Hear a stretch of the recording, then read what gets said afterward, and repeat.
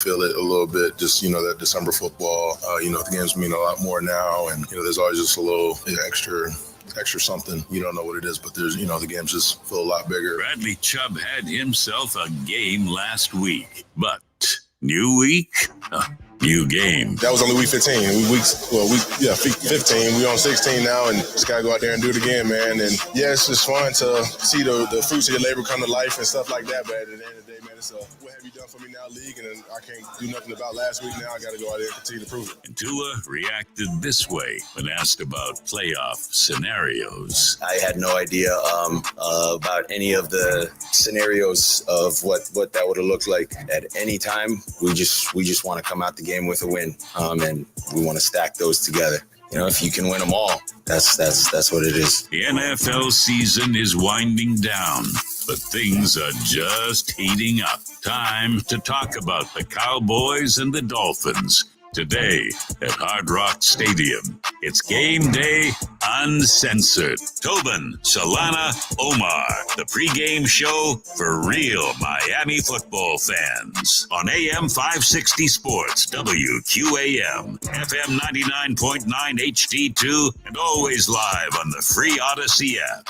Game Day Uncensored is sponsored by South Florida Lexus Dealers. Experience amazing by Tito's Handmade Vodka. Tito's Handmade Vodka on game day? Pour me in, coach. Edmore Sawgrass Cadillac. Make sure your next Cadillac is backed by Morse at Edmore Sawgrass Cadillac. Proud partner of the Miami Dolphins by JM Lexus. At JM Lexus, you'll always get the home team advantage. Good afternoon, Dolphins, and welcome on in to Game Day Uncensored here. We have a monster Christmas Eve game here this afternoon at Hard Rock Stadium.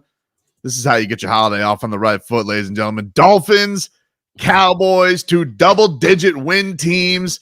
3 weeks left in the season, boys. Omar, this is a monster. Listen, I thought you were about to say this is how you get off. But yes, this is how you get off to a holiday weekend. Huh? This is an amazing. This is the most expensive game in the NFL this week, right? Oh, I think no matter where the Cowboys go, I think that they carry that reputation. Let's not pretend that it's us. We know how many Cowboys fans are in town trying to steal our home field advantage. So it's going to be very interesting what that crowd looks and sounds like at Hard Rock Stadium. I was just perusing on Ticketmaster just now, and there's tickets available now. Omar's right. This bleep's expensive, Tobin. I mean, yeah, I think the bottom is like $350, right? $290 on Ticketmaster is the cheapest. Well, $290 is respectable, but that turns into 7,000 maybe with the stupid Ticketmaster fees. Oh, okay. You know what I mean? So you pay $290, and then they charge you 17 different fees, and then all of a sudden each ticket costs $1,500, and it's like what the hell? But you better hope a Ticketmaster isn't the sponsor of the show. No, I don't think so. But no joke, Tobin. $290 is respectable to sit up in the nosebleeds. Still a pretty good spot. You can get in the door right now for $350 a ticket. Here's the thing, though, boys. I don't mean to disrespect our visitors here, our tourists, but as many Cowboys fans as there are, they don't bring intimidation. They're a bit of a wine and cheese type of fan base, if you know what I mean. What? I've been to that building before. It's basically like going to a mall. It's not very intimidating. It's not like the New York fan comes down here obnoxious. It's even not like the Boston fan or the Philly fan. Even the Baltimore fan, I feel like, brings more than the Cowboys fan does. So the Cowboys fans, wine and cheese. Wine and cheese. They're wine and cheese. All right. They all wear cargo shorts. They're all wearing fake Jordans. Jean shorts, cargo shorts. Damn, you got them in the fake Jordans? The fake Jordans. Ouch. Yeah. Not even Team Jordans, fake Jordans. I mean, if this was the Raiders, the Raiders, maybe I'd be a little intimidated. But the Cowboys, the fakest fan base in the United States? Are you kidding me? Let me tell you too, bro. You're going in here. Yep. I didn't know we had beef. I'm just telling you, Omar. Like who is intimidated? Like if you're a Dallas Cowboys fan and you're not from Dallas, first of all, we know immediately bandwagon. Like it goes right with it. If you're the Lakers fan or you're a Yankees fan and you're not from I there.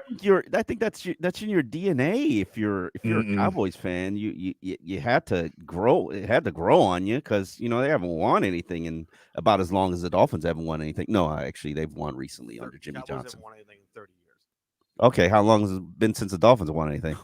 50? I think that's accurate.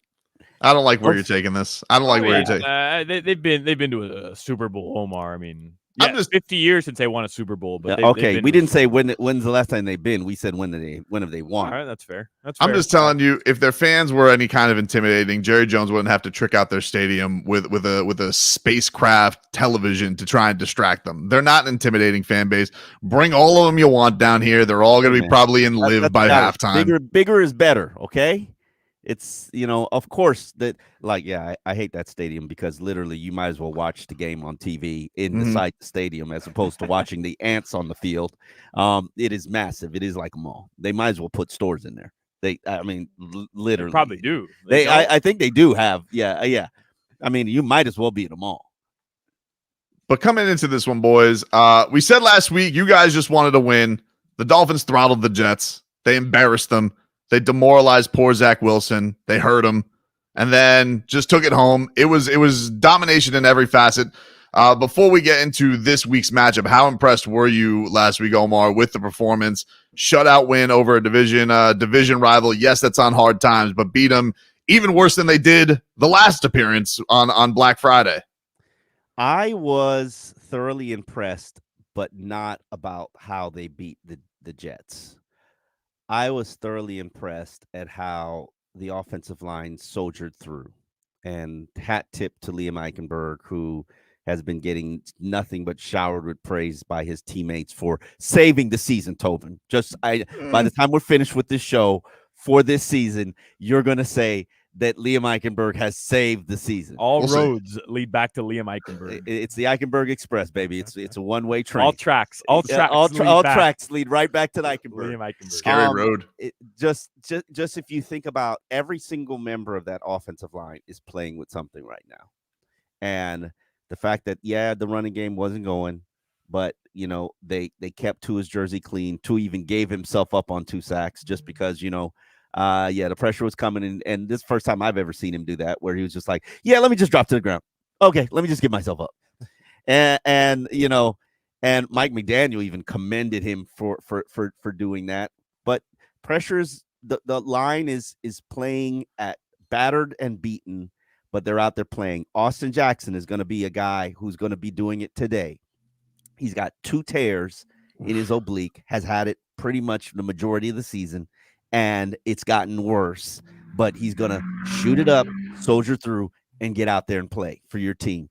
So on that note, I'm proud of what they did and achieved, though I know if it's going to hold up for these final 3 games, especially against these physical teams, and you're going to play nothing but physical opponents moving forward, I don't know. But what I can say is the Dallas Cowboys defensive line will be playing without their starting nose tackle. And any 3-4 defense that does not have their starting nose tackle is a very compromised defense. So hopefully the Eichenberg Express can pave the way for some good gainage. You still make it a roller coaster though. Like you feel like you're throwing compliments his way, but you haven't made it like the Eichenberg Uber. Like it's going to get you there smoothly. Like it's going to. No. Yeah, I mean we're like Brightline. We might take out a train. We might take out a car or 2. We never know what's going to happen. Sometimes you get there safe. Sometimes you don't. Sometimes we're locking up traffic for 4 hours. You don't still know.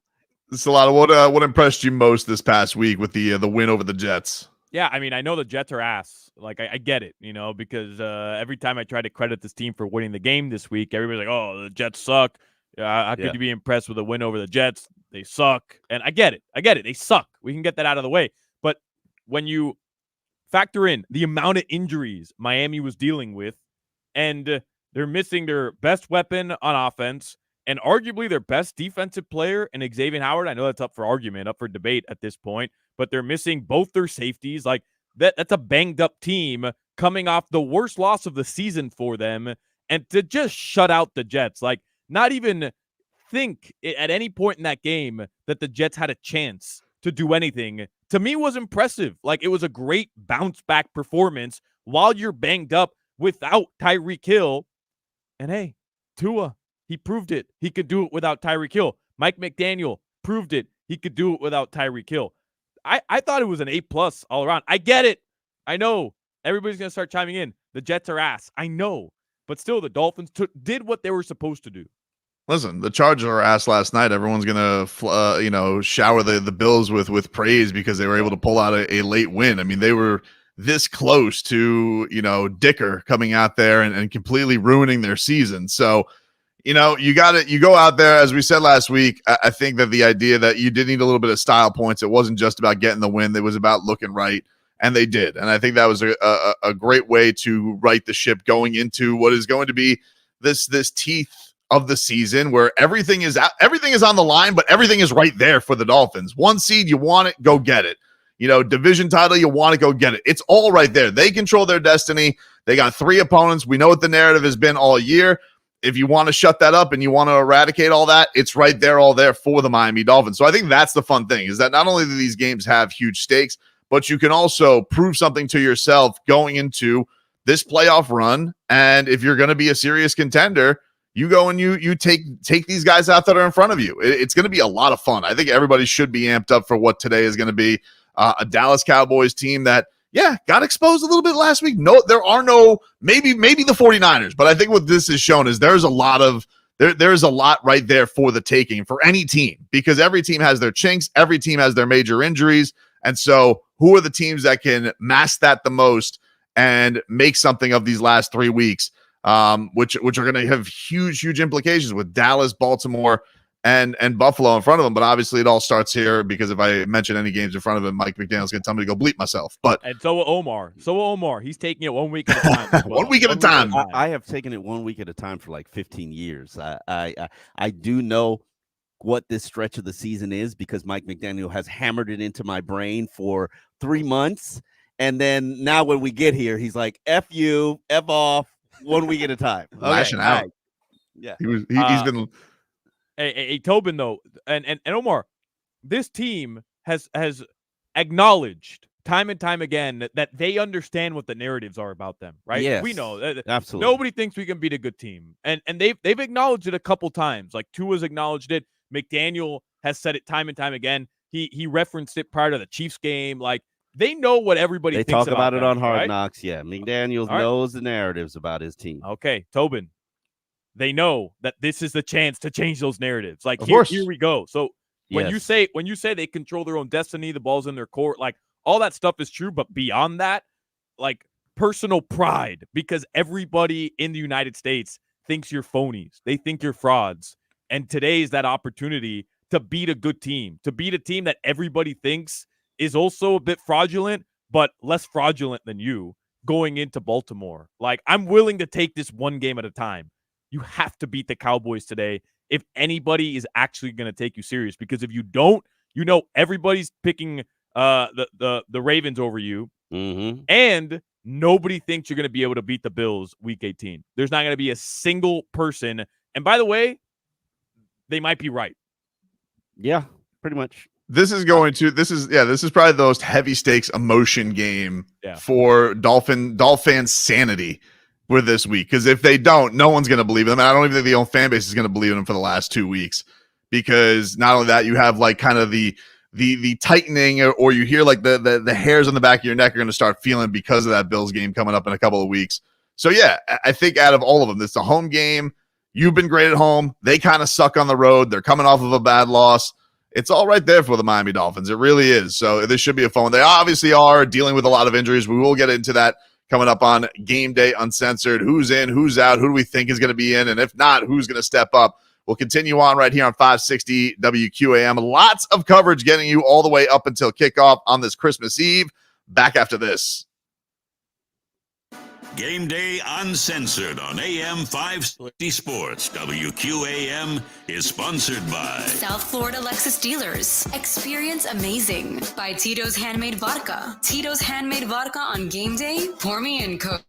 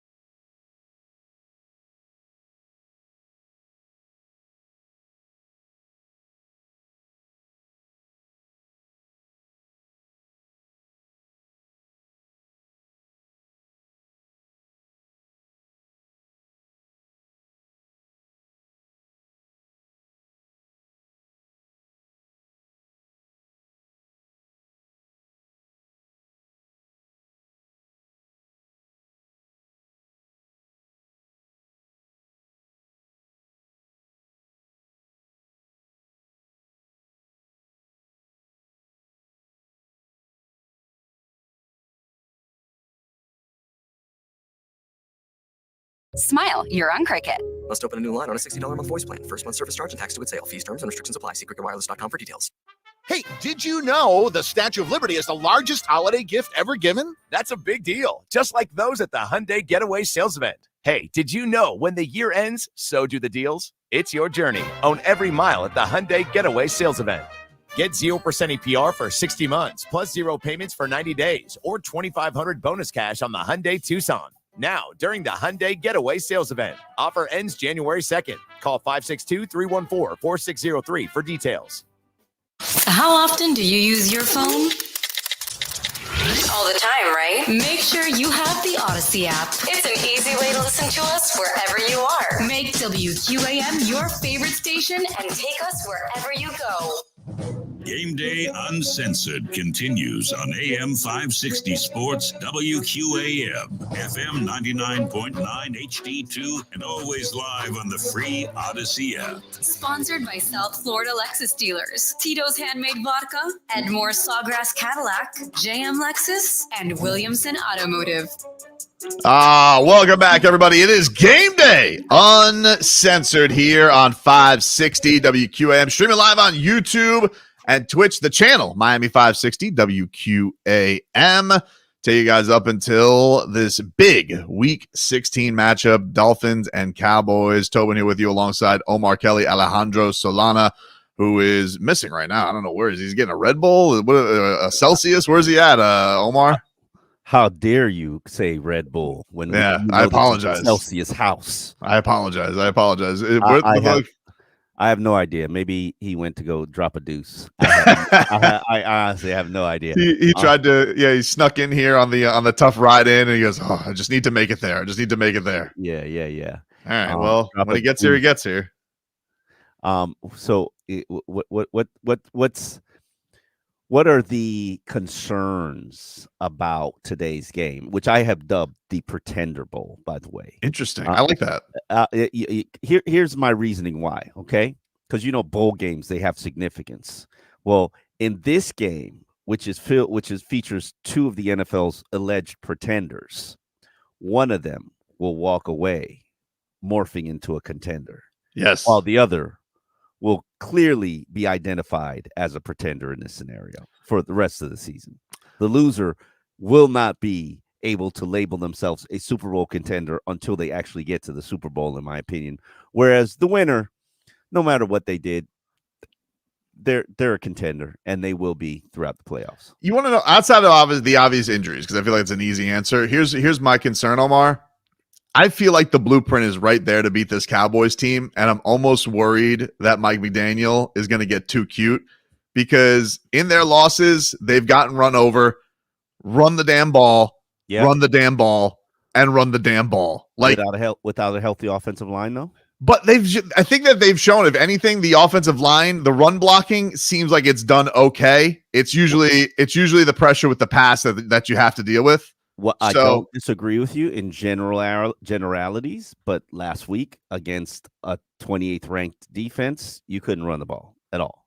And I don't know if it was injuries. I don't know if it was just a great game plan. I don't know if it was the alteration of approaches because Tariq was not playing. You couldn't run the ball. And it was the first time all season you couldn't run the ball. But don't you think there's a direct correlation in the two games? We were speculating if you were taking a deuce or not. I was not. Oh, okay. Yeah. All right. If you were, would you 100%. Reveal? I listen. I'm not the guy that shies away from public bathrooms. A work deuce. No, that's me. Yeah. That's me. 100%. I'm not that dude that could hold a deuce. Like you. I'm sorry. When a deuce comes. It needs to be deposited. I've taken deuces in some questionable places. Yeah, so, I mean our beautiful facility here at the Citadel. Absolutely is not.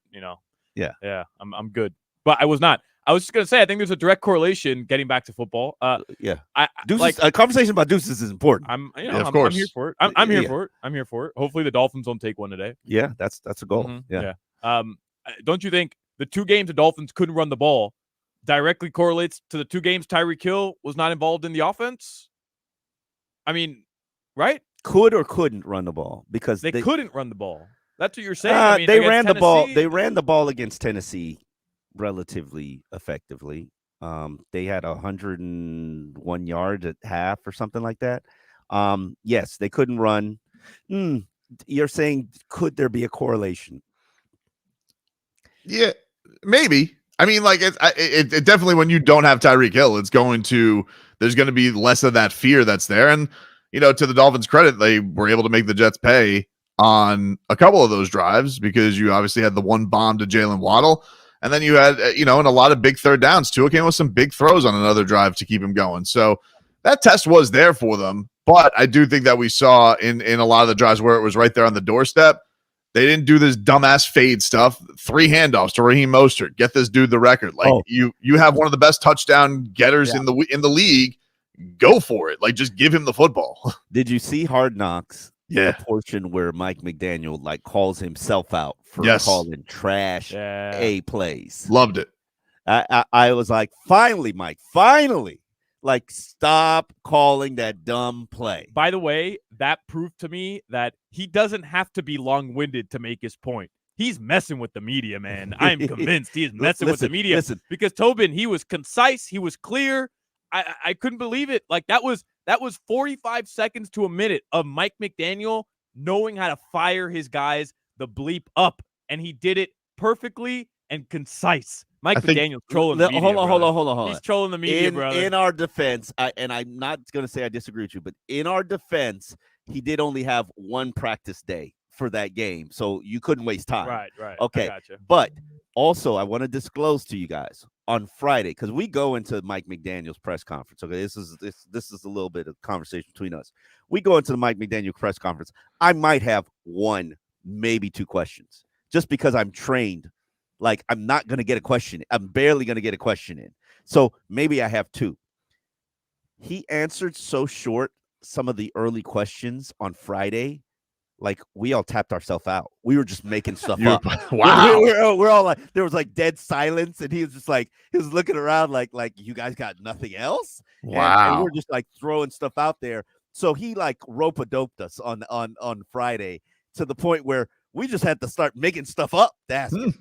I like that. I like the fact that he's switching up the strategy every now and then for you guys. There were a lot of obviously injury questions, Omar, going into this one.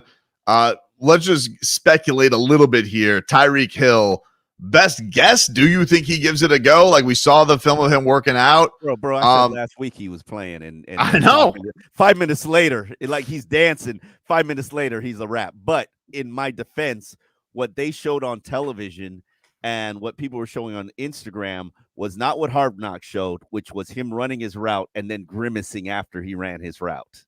And then they didn't show the conversation that basically he had where he was basically like, yeah, this is not a situation where I could go. But I think he practiced 2 straight weeks. I watched him run his route. There's still pain. He's going to play with pain, but Tyreek is going to play. And you know why he's going to play? Cheetah don't get hurt. Cheetah don't get hurt for 2 weeks in a row. Yeah. Well, I can't. Let's not make it factual, okay? Right. I'm just saying. I mean, it was factually wrong to begin with because cheetahs do get hurt. Yeah, but bro, I can't. Cheetahs don't stay hurt. I can't. Don't stay hurt. You might have a better slogan there. Hey, Tobin, you know what I needed this morning? And I don't know if we got it. Truthfully, I haven't been perusing the social media today, but I wanted a "Let's be fast today" tweet from the cheetah. I needed it for Christmas, like a little Christmas present from the cheetah. Oh my God! How has he not tweeted that out? Just maybe he's waiting for the warm up. Right. But I need it. The problem is, I think, like, once he warms up, that's too close to the time where he's not allowed to use social media before he gets fined. Oh, I forgot. So I wanted it. I wanted it this morning. What a ridiculous fine. What a ridiculous rule. They should let Cheetah tweet on the sidelines.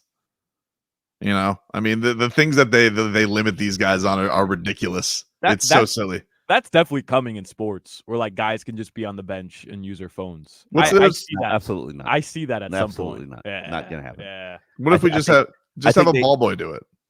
I think they'll have I think they'll have confessional booths during game before. See, not that you like that idea. I do like that. Yeah, a confessional booth, so that you can, like, have a confession before. How did he call that whack play? Yeah. Like, what is he thinking? Does he not know this is like Love Island? I like I that. wanted to be Real like world, Jersey the real Shore, world. where they just come and like in between plays are interviewing the players. What did you Yeah. think about that? How did that make you feel? I would love it. Just a little downtime. I don't even like the interview during game in basketball.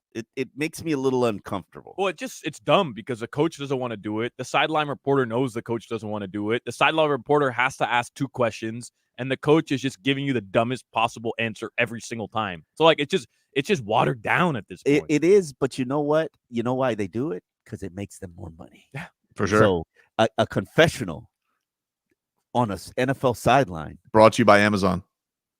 Why does it got to be brought to you by Amazon? Why can't it Just be brought to anybody, you by- just whoever, like whoever wants to sponsor it. Brought to you by Facebook. Yep.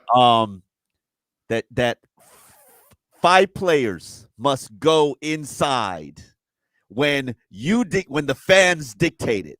Yep. Like, I want it now. I love it. I think it's great. I'm all for it. You know who was excited though yesterday? Who was that dude who was the interim coach? Griff. Who the hell was that coach for the Chargers yesterday? The guy who replaced that dummy Staley. I think his name is Giff. He was so happy to do the halftime interview. He was like giddy. Kid in the candy store. He was so happy to see that. Giff Smith, which is I still can't believe that's his name. Giff. Oh, Giff was having a good time yesterday. He almost did it. He almost pulled it off yesterday. Yeah. Doesn't matter. Oh, it did matter. What are you talking about? He is It did matter. NFL coach with a victory. Oh, it would have been much better with a victory for us. I was a huge Giff fan. I was a huge Giff fan last night. And, an Easton Stick who, I think is still somewhere lodged in Ed Oliver's stomach. I mean, like somewhere. Like he was just getting crushed by him left and right. But those pesky Chargers, they almost did it. I was bolting up last night. I was hoping that it was going to happen. But I will say, it did kind of take some of the shine off the Bills. I think that performance. I was just like, I don't know if this team has found a way to shoot itself in the foot a lot, and I know they've had the Dolphins number, but I really am not scared of them, Omar. They have also found a way to survive, and that's thrive. true. They're like cockroaches. And put themselves in position. I mean, think about how many Dolphin seasons have come down to a season finale with the Bills. Think about it. Give it some serious thought. How many them or us make it to the playoffs? Let's go. Not in my lifetime. Yeah, it's happened in your lifetime. There are plenty of Joe Philbin. Quarterback Tyrod Taylor. I remember 2011. Tyrod Taylor beat Miami and qualified the Bills to the playoffs for the first time in. I remember that. That was like a wild scenario for the Bills to make the playoffs too, and everything broke their way. Mm-hmm. I remember the Jets. And literally all the Dolphins had to do was win, and they got beat. Yeah, terrible. The Jets scenarios where like Ted Ginn single-handedly keeps the Jets out of the playoffs. Yeah, that's Chad Pennington. You remember the good things. Yeah, I remember the things for the Dolphins. You blacked out the bad things, which are basically all delivered by Buffalo. 100%. Yeah. Have to. We'll take a break here on Game Day Uncensored. Chris Greer. Apparently he was going deal shopping this week for some reason. I don't know if he just had to get his holiday kick in this week or what Chris Greer was working on, but an old friend stopped by the facility. Friend. We'll get to that coming up on Game Day Uncensored after this. Every Miami Hurricanes game can be heard here. I'm Joe Ziecki, invited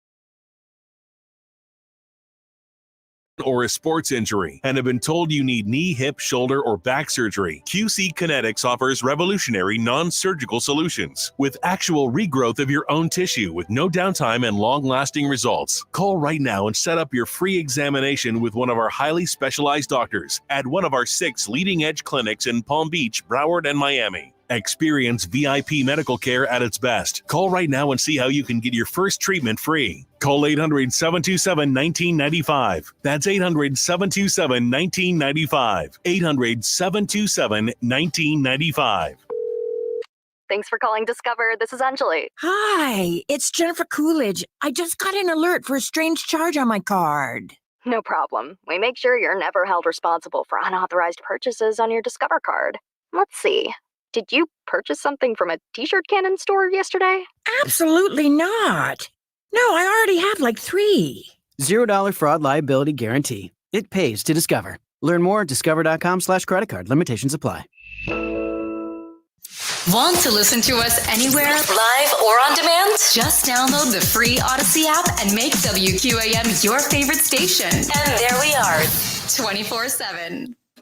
Now, let's get back to Game Day Uncensored on AM 560 Sports, WQAM, FM 99.9 HD2, and always live on the free Odyssey app. Sponsored by South Florida Lexus dealers, Tito's Handmade Vodka, Edmore Sawgrass Cadillac, JM Lexus, and Williamson Automotive. All right, welcome back. It is Game Day Uncensored here on 560 WQAM. Tobin here with you alongside Omar Kelly from alldolphins.com and Alejandro Solana. All right, Tobin. Me and Solana, we got our 20 push-ups in the last break. We're going to need 40 from you the next break, okay? All right, buddy. I got you. If that's what you need. Yeah. I got to do both for both of you, or you guys are up to 40? No, we're no, okay. You got to do the 20 you owe us for the last segment, and then you got to catch up. So now we could be even. All right. Okay, fair enough.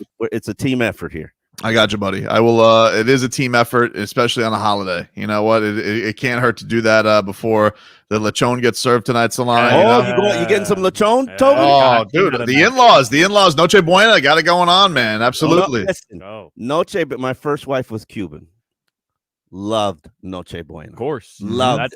Absolutely. That is now, if you're doing the pig on the caja china. In the caja china, oh, you better invite me.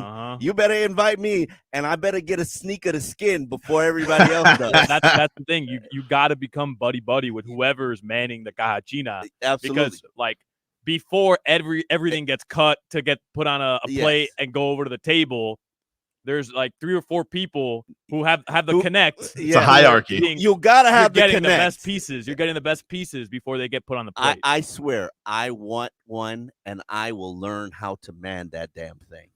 I'm sorry, I'm lost over here.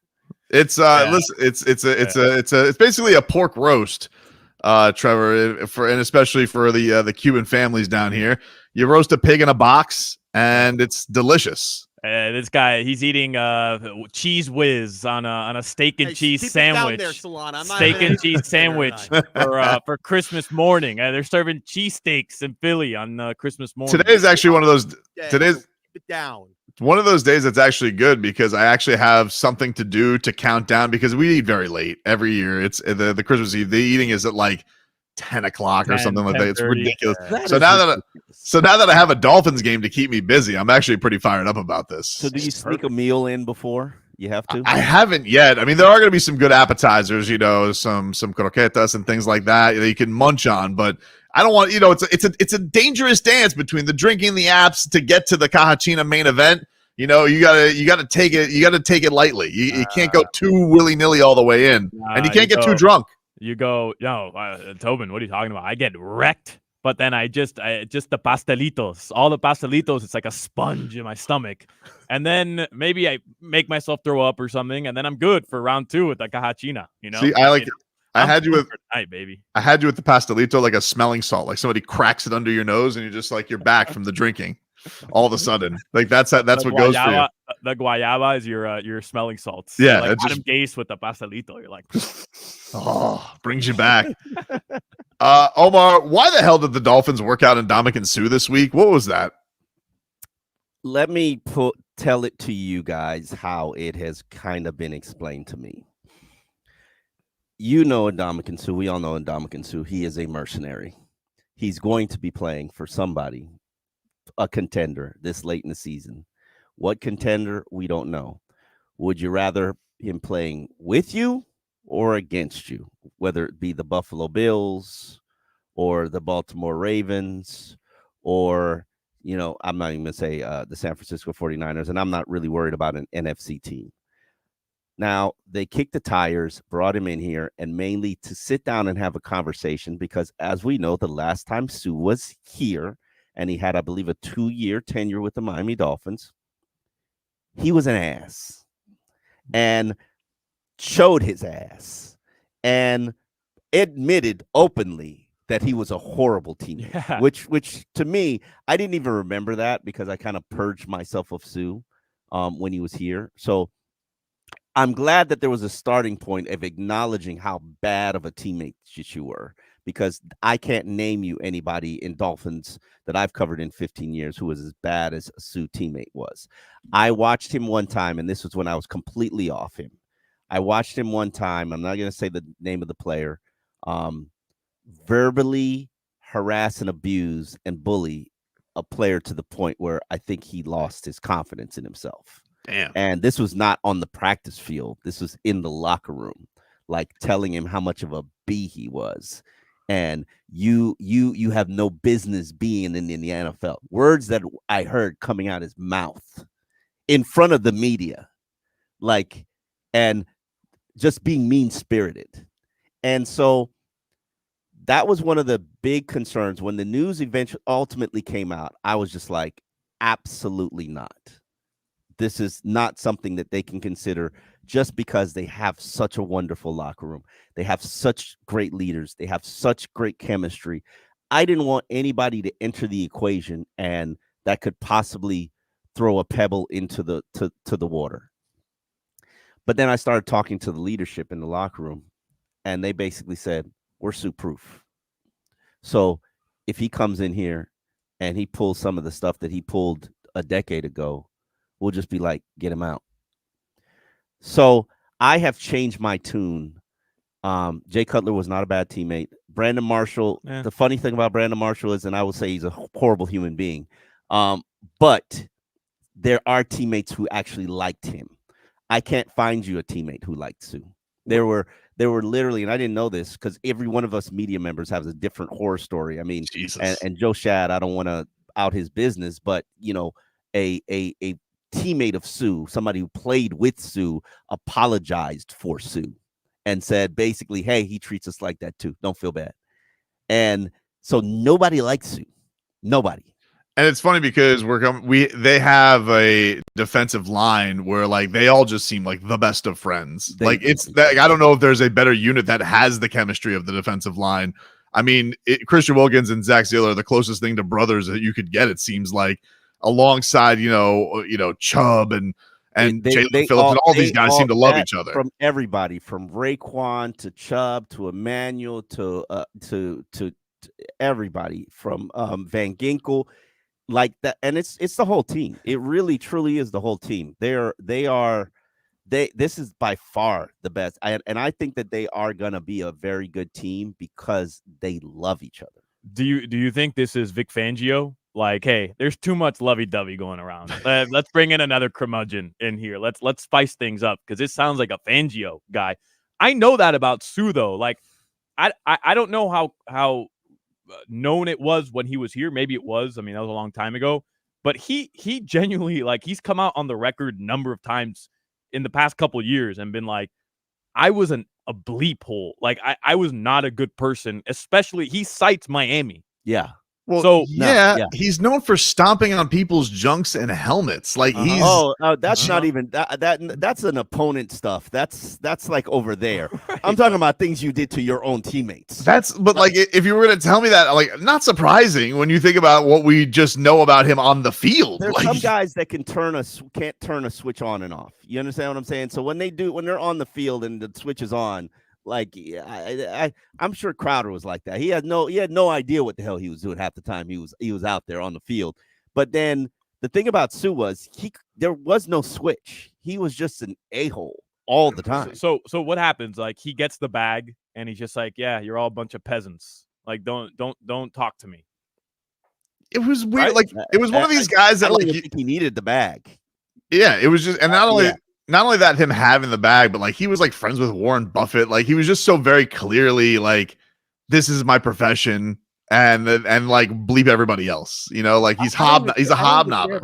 I don't even care about all that stuff. To me, it bothers me that an NFL player, and hey, you have the right to. He knows exactly how many games he needs to play to get another year's worth of pension. The more pension you get, the more money you get in retirement. So he's just showing up for the end of the month, end of the season, to make his 4 games and get another vested year of NFL experience. It's not even about the money. He's strategically that smart. And just pick it. And hey, if you part of his legacy is he's because I don't even. Is he a Hall of Fame player? Is he? I think he is, man. I think he is. Are we just collecting rings? He's been in how many straight Super Bowls? He hasn't won them, but he's been in something like 4 straight Super Bowls or 5 straight Super Bowls. He won one in Tampa. He won in Tampa, but I think he won with the Rams too. Yeah, he has 1 Super Bowl. Okay, he has 1 Super Bowl. Yeah. Interesting. Hey, but you know what? I talked myself out. I was absolutely adamantly against it when I initially heard it. And then the more I started talking to people and talking to players and researching, and mind you, because I think we're going to play the sound of Mike McDaniel's basically addressing it. And the more I did my research, the more I'm like, okay, let's do this. Well, here was Mike McDaniel on the potential of signing Ndamukong Suh. Oh, absolutely. I think the main thing is that, Chris Greer does not stay bored ever. So, there's a list that he doesn't need to dust off because it doesn't accumulate dust. And, I think it's important that we explore all scenarios that, it's sometimes if you just close your mind off to something, and say, no, this, I'm assuming this would be like this, or this person, his mind's at this spot, you kind of just have to really go in with open thought. Basically, you don't want to assume that things wouldn't work out because you're assuming things. So removing assumptions, I think we had a nice discussion. I don't see anything imminent happening, but I think it's important to not ever close your mind off to whatever and just keep open discourse to see where guys are at. That's all that was. That's all. It's open, which basically means, and keep in mind, I think there's a possibility that Vic Fangio's been basically begging for defensive tackle help all season, correct? Mm-hmm. Yes. Why they wouldn't just explore Akeem Hicks, who knows Vic Fangio's scheme? Maybe that's a Hicks doesn't want to play. Maybe that's a conditioning situation. And then bottom line is maybe Ndamukong Suh's better. Who knows what kind of shape he's in? He does this on a regular basis. He shows up for the final month of the season and then helps the team. I think that this is a tour. He's going to join somebody and help somebody. He just had, maybe it's Buffalo. He just has not really figured it out yet. Tobin, I totally dismiss all the locker room stuff. Like we did it with Claypool, and I know Suh's a different animal just based on what he brings to the table. Like I get it, but man, if he comes in and there is an issue, like I can't imagine there is. What, he's going to hurt Christian Wilkins' feelings like that? That doesn't make sense to me. There's no way. There's no way Christian Wilkins is too much of a leader. But the thing that I think that Omar brings up that's a good point is they really don't have a lot of depth there, and they play those guys a lot. I mean, they play Sealer and Wilkins a lot, and so as we've seen, guys, can drop like flies here. So to have some kind of help there, for sure, would be monstrous. And on top of that, to me, this is what I propose, and Suh would never do this, but I'm sorry. Here's a practice squad offer. You take it, you don't take it. You're probably not going to take it because you're pride. Yeah. And the first week, go out here and abuse this first team offensive line. Get them ready for what they're facing every week. And if we like you enough, then we'll put you in the regular rotation. No. You're saying no because you think Suh won't accept that. But there's no way he's going to accept it because he's too good to be on a practice squad. Like, why would he accept the practice squad from Miami if there's 6 other teams who would be willing to give him a guaranteed contract? Oh, I mean, there's no guaranteed Not contract. guaranteed, but 3 weeks a in the season. 53-man roster spot is what I mean. Okay, that's cool. It's become more common though. Like guys do seem like they're more willing to do the whole be on the practice squad for a week or something just to kind of test the waters. Like it used to never be commonplace. This has been a newer thing this year where you're like, oh, established guy, been out for a while, and now he'll come in with a week to go and pop him back in there. So that's become more common, but I'm with you. With this guy's character, you don't know. Mm-hmm. I mean, and they're kicking the tires. Jason Pierre-Paul was here for a hot minute, got released. Melvin Ingram is active today. He's gonna play. And I'm sorry, Melvin Ingram can accept the practice squad spot. Why can't Ndamukong Suh? Now I know he's never gonna do it, but show me you can humble yourself. You want to ride this Eichenberg Express.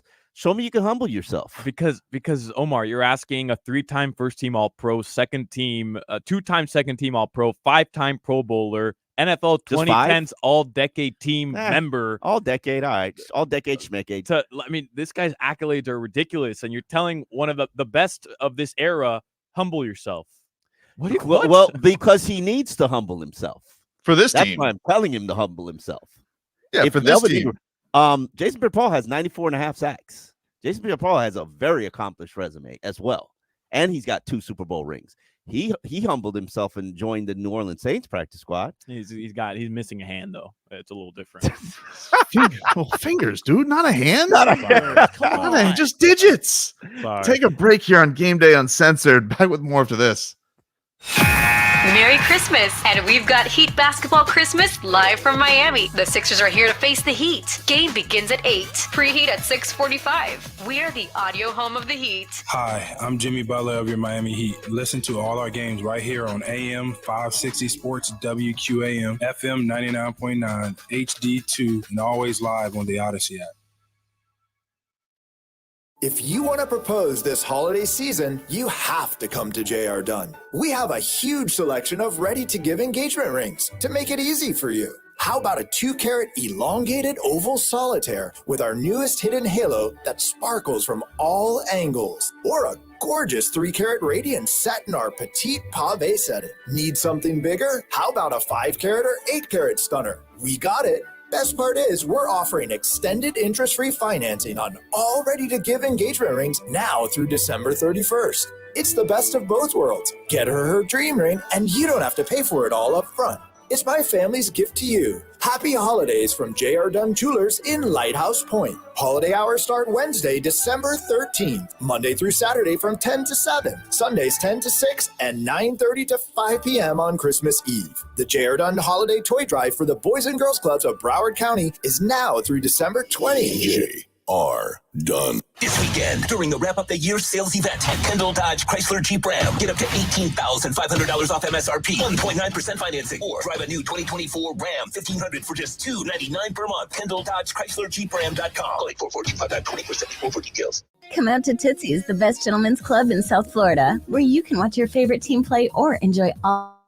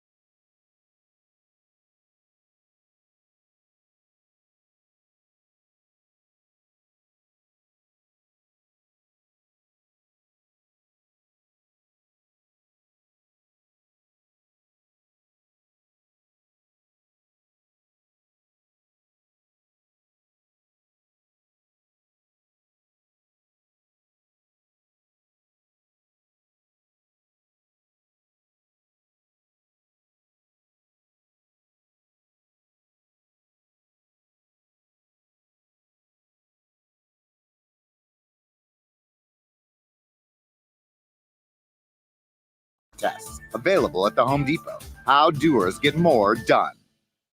This December, Total Wine & More.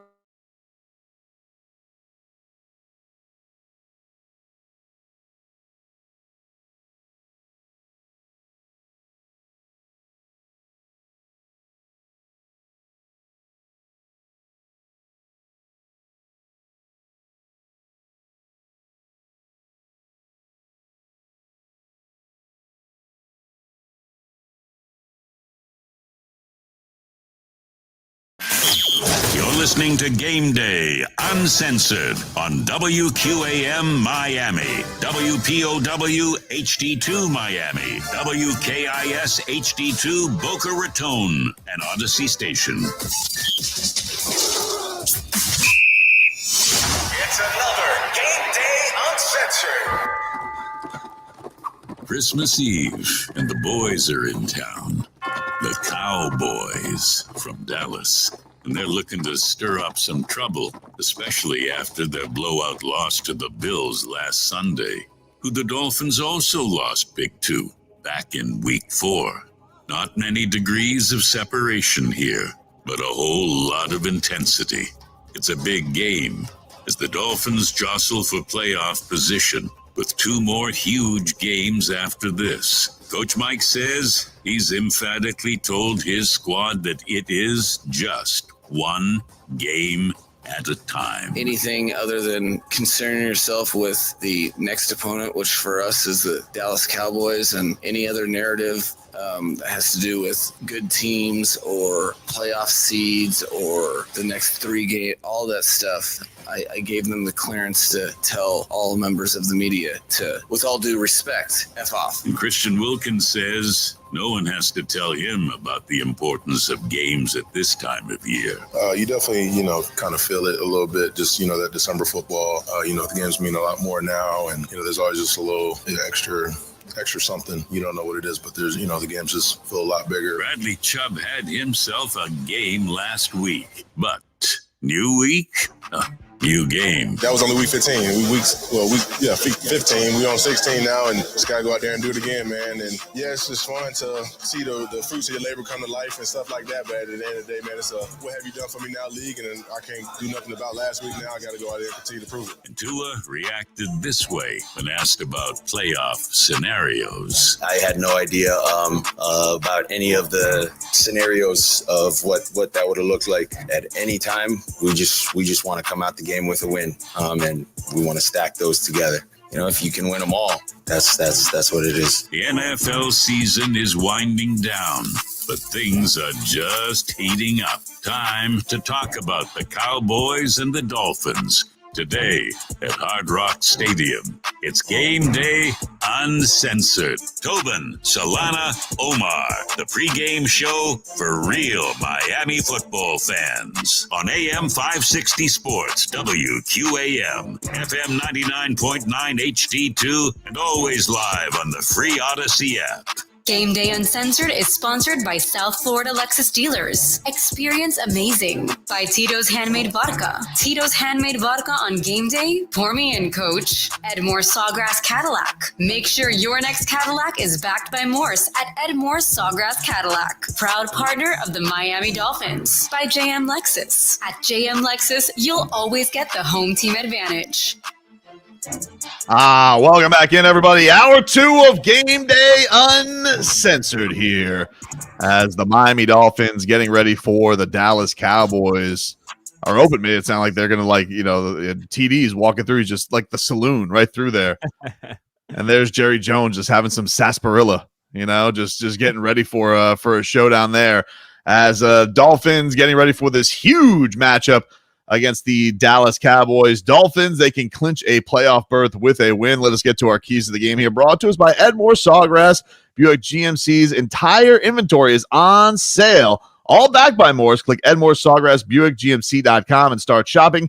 GMC, we are professional grade. And of course, knowing what's on the line is a huge key to the game. Here is Tua. He was told this week that a win would mean they clinch this puppy and get themselves a ticket to the postseason, and he wasn't too thrilled that that was revealed to him. Here's Tua. You guys can clinch a playoff spot if you win this weekend.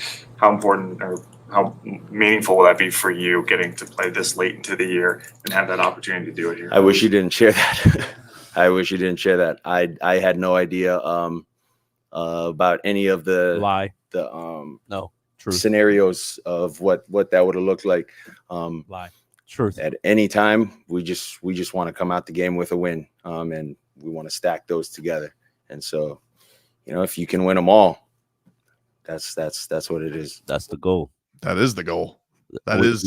Me and Solana, we disagree. Solana says he's lying. Yeah, I know on this show we've established that Tua is the most honest person and he never lies. And never. But first of all, we didn't hear a brother there, so I already because he was stunned. I don't think he was stunned. I don't think he's being truthful. And second of all, these guys have grown up their entire lives playing football, but loving the NFL and following the NFL. And at one point in their life, Tobin and Omar, they were fans just like us. Mm-hmm. And Tua was a Cowboys fan. He admitted it. Mm-hmm. And you're telling me at one point in his life, he's not watching the Cowboys late in the season and saying, here are the scenarios for them to get into the playoffs, not get into the playoffs. That's what fans do. And at one point, Tua was a fan. Yes. And now that they're in the NFL, all of a sudden that leaves his system. Absolutely. He doesn't know what the Dolphins need to do in order to clinch a playoff berth. He's just looking at it one game at a time. They can tell us that, and I'm cool with it. I'm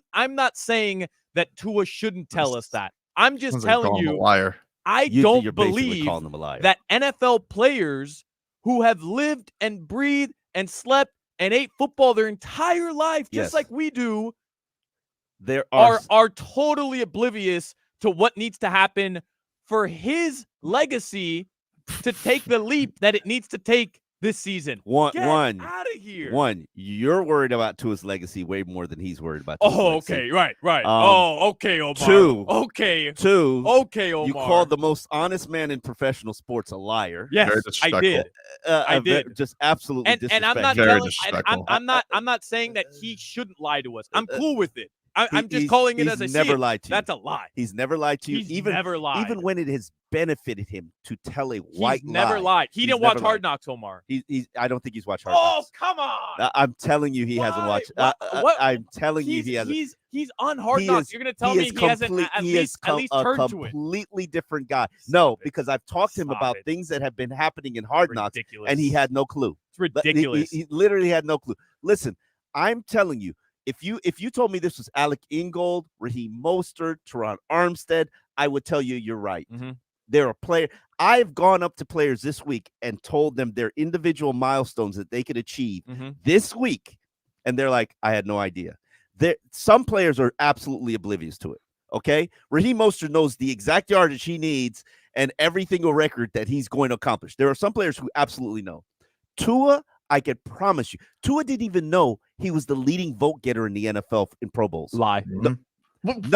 No. Why are you saying lie? I don't understand. He didn't. Because Tobin. What? I'm telling you, he's not lying. You're telling me we get the press release, but Tua doesn't get the press release. He has no idea. Solana, do you know? You know what Tua knows? I'm going to tell you what Tua knows. They have a whole media team. They have a whole publicist. Exactly. They know and you know what they bring to him? They know everything. You know what they bring to him? Stop. They only bring him the negative. They do not bring him the positive. He literally was in that press conference, watched the video, and he's talking to Joe Shad, answering a question about being the most popular player in the NFL, and he's like looking around like what are you guys talking about? Like, man, what is this? He's got me fooled. He's got you all fooled. You're crazy. I don't like what you're doing. No, I don't like what you're doing. You're being very disrespectful. Absolutely who he is. Omar, hold on. I'm not telling you that what Tua is doing is bad. This is not a criticism of Tua Tagovailoa. Sounds like it is. No, it's not at all. I think he should approach it this way. But this is what athletes do. They pretend not to know accolades. They pretend not to know stats. Basketball players pretend like they didn't know they were close to the triple-double. A stat sheet gets passed around every timeout. Only some look at it, though. Only some look at it. Like, I look at the heat no, bench, Solana. What are you talking about? Some guys look at it. Like Kyle Lowry studies it. Jimmy Butler doesn't give a rat's ass about it. Okay, all right. Tua does not. They all do. The video of him talking about him being the leading vote getter. He's like, what the hell are you people talking about? Like, I don't know any of this thing that you're saying. And this is after he just had a 2-minute epic rant about I suck.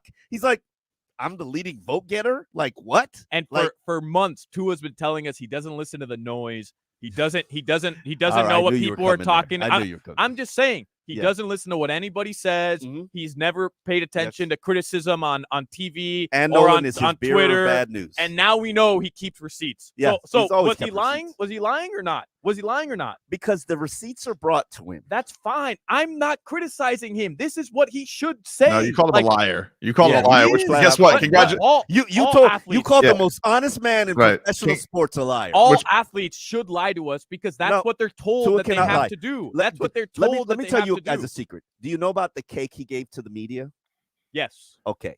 So a couple weeks ago, Tua got a cake for ball security. Now, clearly, the players give away their cakes. You guys know that, okay? And Tua gave his ball security cake allegedly to the media. All right?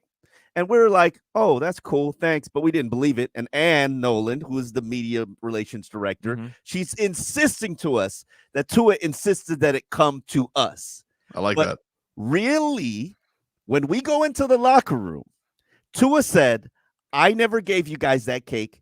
I gave it to Ann, who decided to give you that cake. So Ann was using it as something to curly favor. Right. And that's a good move by her. A smart move by her. He outed her because he believes in his integrity and he cannot tell a lie. Also, We went to like, thank him, and he said, "I did not do it." Well, that's just dumb on his part. I mean, if somebody's giving you praise, I am telling you, you're welcome. that is exactly how honest he is. Tua's got to spend some time with me. I'm the biggest phony. I would have been like, "Oh, you're welcome. There's another one coming for you next week." I will take credit for anything. I'll take credit for anything. He cannot lie. He cannot. It's fun. Like I'll give you another example. Oh, Tua, you're Hal Habib from the Palm Beach Post is by far the best interviewer in our media contingent. We all suck compared to Hal because Hal will ask a question that will reveal some crap you don't want to reveal. And it's just the way that he poses the question and his defenseless mannerism. If it's a Hal question, you know you're going to reveal some stuff you don't want to reveal. When there are moments when Tua is literally at the podium after a game where Hal is asking a question, the question has been submitted, Tua's processing it, and then he goes under his breath, Hal, because he's making Tua say something that he does not want to say. He's really said that? Like he growls like he said it Hal? multiple times. He it's like how they say Newman, like under your breath. Yeah, under your breath. You literally and it has to be at the podium because he's adorable. Actually coming out his mouth, and it's at such a low tone. It's like Hal, and then he's like Hal. He's like, you're making me say something that I don't want to say. I just think it's ridiculous that you think athlete because this is Tua. No, but this is how athletes and the best athletes, especially Tua, who was under Saban, he's been brought up to coach speak. He's very good at it too. Nope, he doesn't do coach speak. He does do He does coach not speak. do coach Not speak. anymore. He doesn't. He does not do coach speak. I mean, Not anymore. Even when he was with Flores, he didn't do coach speak. Every answer is coach He said, speak. "I don't not feel wanted. I don't." Well, he was not trying feel- to do coach speak. Yeah, that one really hurt his feelings though, and he was sad. Answer is coach speak from Tua. He doesn't No, give he doesn't you. do He coach doesn't speak. give you anything. I spent a lifetime listening to coach speak. Tua doesn't do coach speak. Tua's adorable, man. I don't know what you're doing is here, and adorable. you calling him a liar hurts my Flat feelings. out calls him a liar. I am but, hurt too. but in a good way. No, he don't should be a backtrack. liar. No, I'm not. Don't backtrack. Yeah, you flat out said Tua's a liar. This is what quarterbacks do. They lie, and I heard Xavier Howard. I'm not.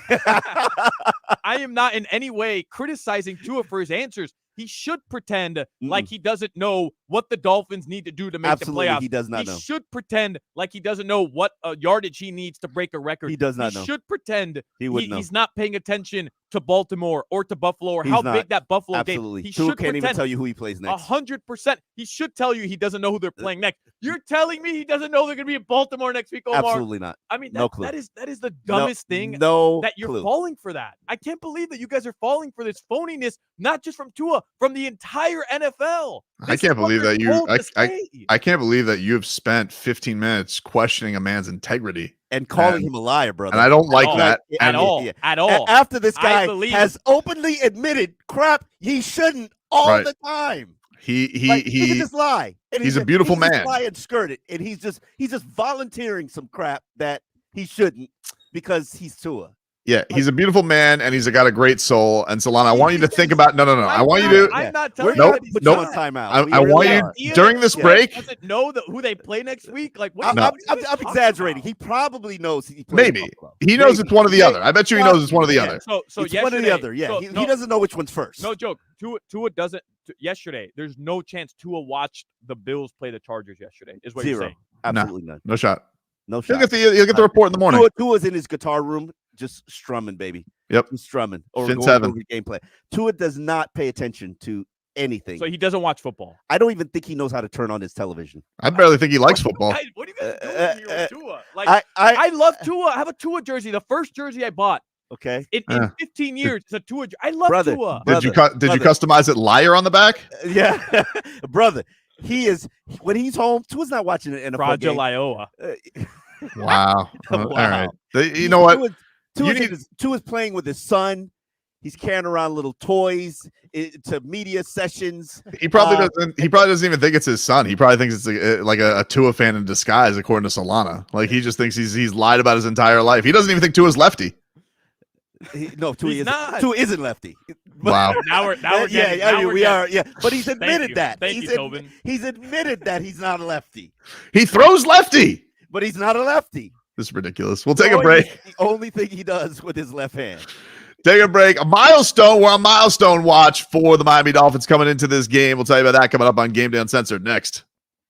Gameday Uncensored on AM 560 Sports, WQA.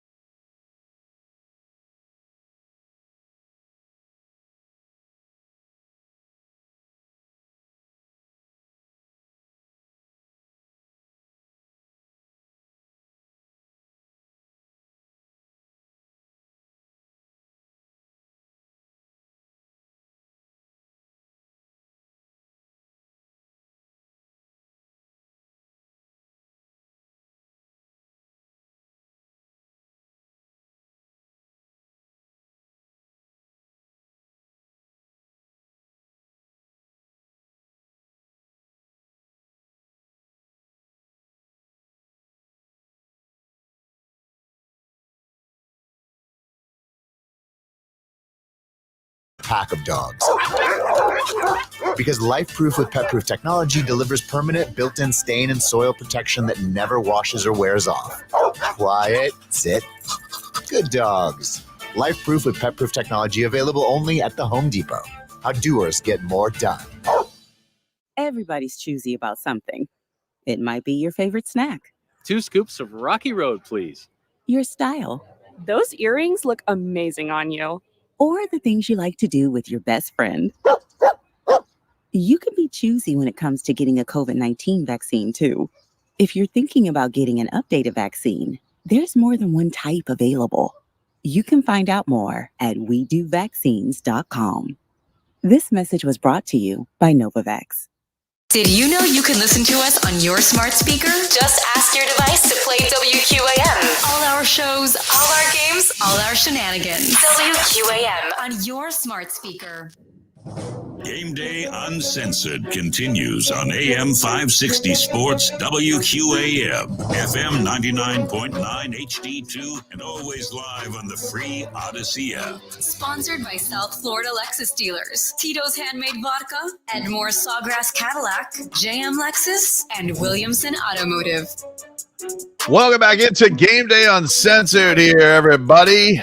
Tobin here with you alongside Omar Kelly from alldolphins.com and Alejandro Solana. Trevor Harris producing us here on this Christmas Eve. Hope everybody is having a fantastic holiday, whether you're heading on down to Hard Rock Stadium or over to a watch party to Preparing your Noche Buena. Preparing your Noche Buena, whatever it may be. Right now, it's not so buena for the Texans. They're down 7-0 to the Browns in the 1 o'clock slate. Jets are up 10-0 on the Commanders. No score between the Titans and Seahawks. Colts and Falcons are tied at 7. Packers lead the Panthers 7-0 right now. And Lions and Vikings, they are tied at 7 with about just under 3 minutes there in the first quarter. So your 1 o'clock slate is underway, boys. One thing that we got to watch out for today, our player to watch, which is brought to us by Lexus. 'Tis the season to work your magic. The Lexus December to Remember sales event is here, but only for a limited time, now through January 2nd. Make it a December to Remember. Raheem Mostert closing in on a milestone, 1,000 yards for the season. He last week hit 20 touchdowns, a landmark, a record for the Miami Dolphins. And here was Raheem Mostert, who, of course, was a big Ricky Williams fan, says it meant a lot to pass him. Here is Raheem. I was sitting there thinking about Ricky Williams, because I grew up a big Ricky Williams fan. Just this past Tuesday, I drove back to my hometown, and me and my brother got to hang out at the park, and we just started reminiscing about, the time where we both wore Ricky Williams jersey at one point when we were younger. And so to be able to break that record, I mean, it's so surreal for, both him and I, because we looked up to Ricky when we were younger, for sure. Did you reach out to him? Yeah, I met Ricky, and he reached out to me. He congratulated me on social media. So, yeah, it was pretty cool. That's Goosey's. Ricky Williams congratulating Raheem Mostert, probably from his farm, wherever the hell he is at. He always joins us from, he looks like he's in a very serene place right now. Just he's growing weed, brother. Growing weed in the middle of the woods, though, you can't. Where else do you think you're going to grow it? You're going to grow it out in the public, out at the corner of 441. Every so time, can steal your stash. Every time Ricky Williams joins me and Leroy, it's always like he's on a rocking chair. You can just hear the birds in the background. And you're just like, this guy definitely just had weed, and he's looking out and probably all the new flavors that he's growing. He's just enjoying life, and he's like, good for Raheem Mostert. Yeah,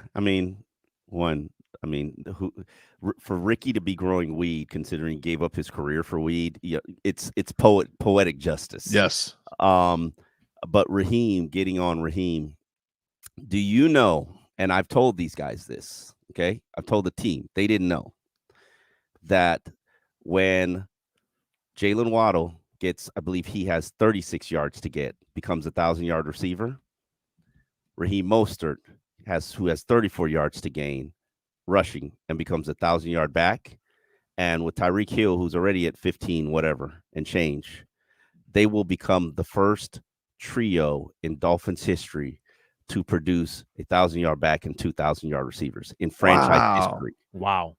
That's first, awesome. First trio to ever do that. Now, also, Jaylen Waddle, when he gets his 36 yards and becomes a 1,000-yard producer, he will become the first receiver in Dolphins franchise history to have ever done it in 3 straight back-to-back seasons. First. Nobody had ever accomplished that. That's pretty awesome. And it was great to see him last week kind of break out because, we've been waiting for that, hey, Tyreek's here, but I'm still that guy.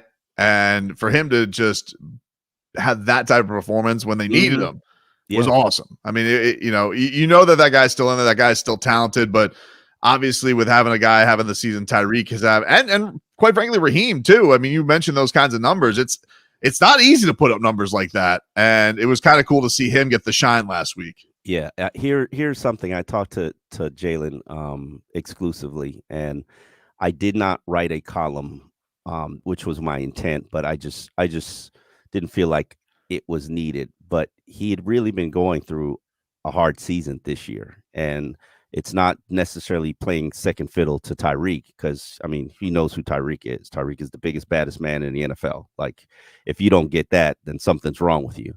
But he had felt like I wasn't doing my part to carry my load. There are a number of passes and opportunities that I had dropped where, if I want to say I'm not having a bad season, but if I want to be a great player, these are the things that I should be doing. And I put in the work to do it, and it wasn't translating. And so there's a level of disappointment within himself. Like, if you ask Jaylen Waddle, this has been a disappointing season. It'll be a record-setting season for him, but it's a record-setting season for the Dolphins. But this has been a disappointing season for him. Having that opportunity last week to showcase, like, hey, it's here. It's in the abilities here. He needed that for his confidence. Absolutely. And I think it's going to spark him moving forward. Yeah.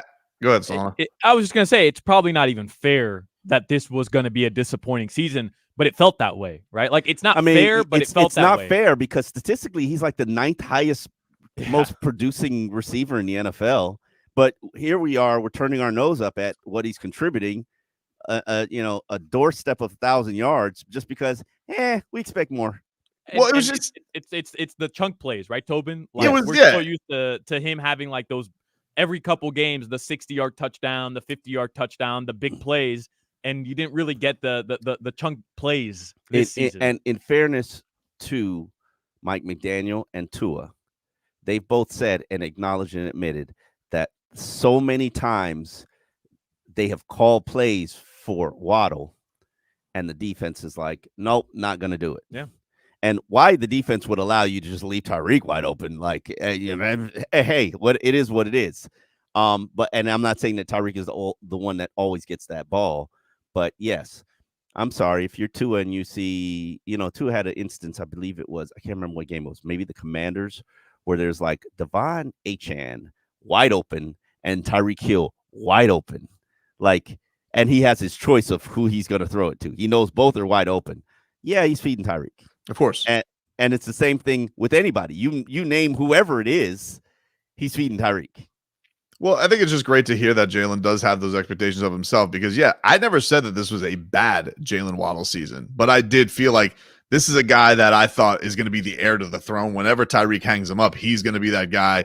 He was right there. And it's just a matter of the explosion. Oh, those bombs that you see to Tyreek all the time, Jaylen can do that. We've seen Jaylen do that. We know he can do it. It's just that he's had one game this year where he crossed the century mark. It was good games, but they weren't like breakout games. And I think that to have that on his resume now with these last 3 games and then the playoffs coming, I think it is a huge boost for him to have that towards this end of the season. I think it's going to be monster for this team. Is it bigger for Jaylen Waddle, his confidence moving forward, or is it bigger for Tua and McDaniel, who kind of get to brush that off their shoulder now and say, hey, our offense isn't just cheetah, only cheetah? Because you sure? I'm just asking, genuinely, like who gained more from that performance? Was it Waddle or was it Tua and McDaniel? Because God forbid, and obviously I don't want this to happen, but the Dolphins are faced with one of these games without Tyreek Hill in the playoffs. God forbid, right? Knock on wood, all that stuff. You, Mike McDaniel and Tua specifically want to know now or know that they can get it done. So I'm just asking, like, who gained more from that performance? I personally believe that even though Tyreek is out there on the field, that he'll spend the next 3 weeks as a decoy. And I think your offense has to go through Jaylen Waddle and you have to utilize Jaylen Waddle, maybe in the same fashion that you utilize Tyreek Hill. Maybe they just swap roles. And one goes out there and draws the coverage while the other does the work. What I like about this team, and it's weird for me to say this because not everybody has the privilege, and I truly do mean privilege, because I had been away from a locker room for a year last year when I was with I Am Athlete. Not everybody has the privilege to be inside the locker room. And when you're inside the locker room, you get to know the true dynamic of that team. And this team, they care about one another. They lift one another up. They support one another. Like, there's some friction going on now. I'm not going to get into what it's about. We'll probably talk about it later in the show. But the friction is caused because we care about one another and we don't agree with what's going on. And it's like, and it's not selfish stuff. And you know how many Dolphins teams I've covered where there's just selfishness and agendas, and we're gonna, if this man eats, I'm not gonna. You know how many guys on this team are upcoming free agents, and when Austin Jackson got his deal, he took money away from everybody.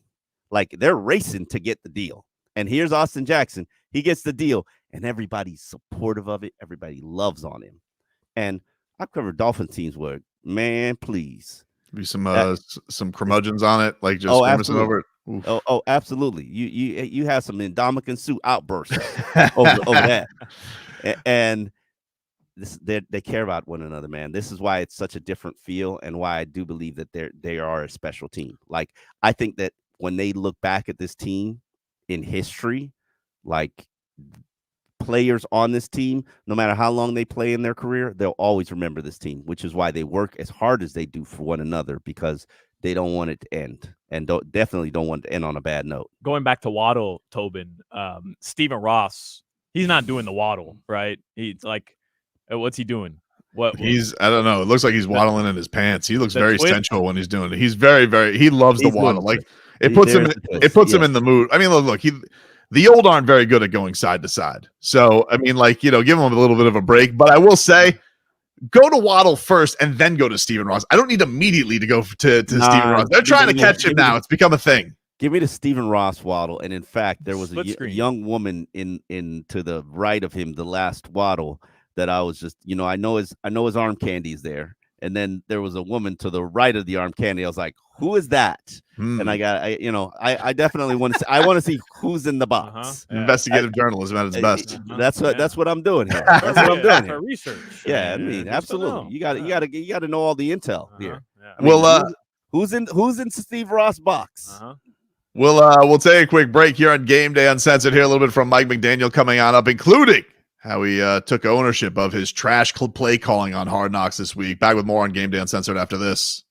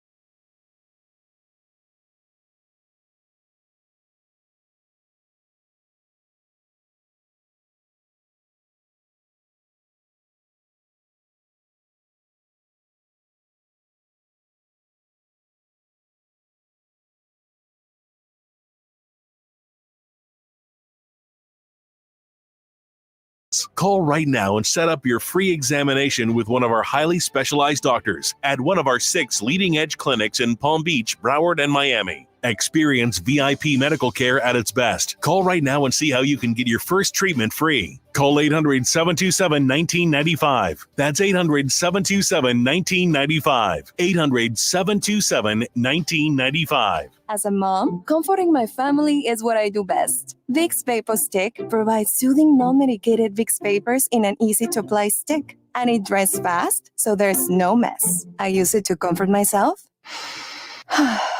and my family. Thanks, Mom.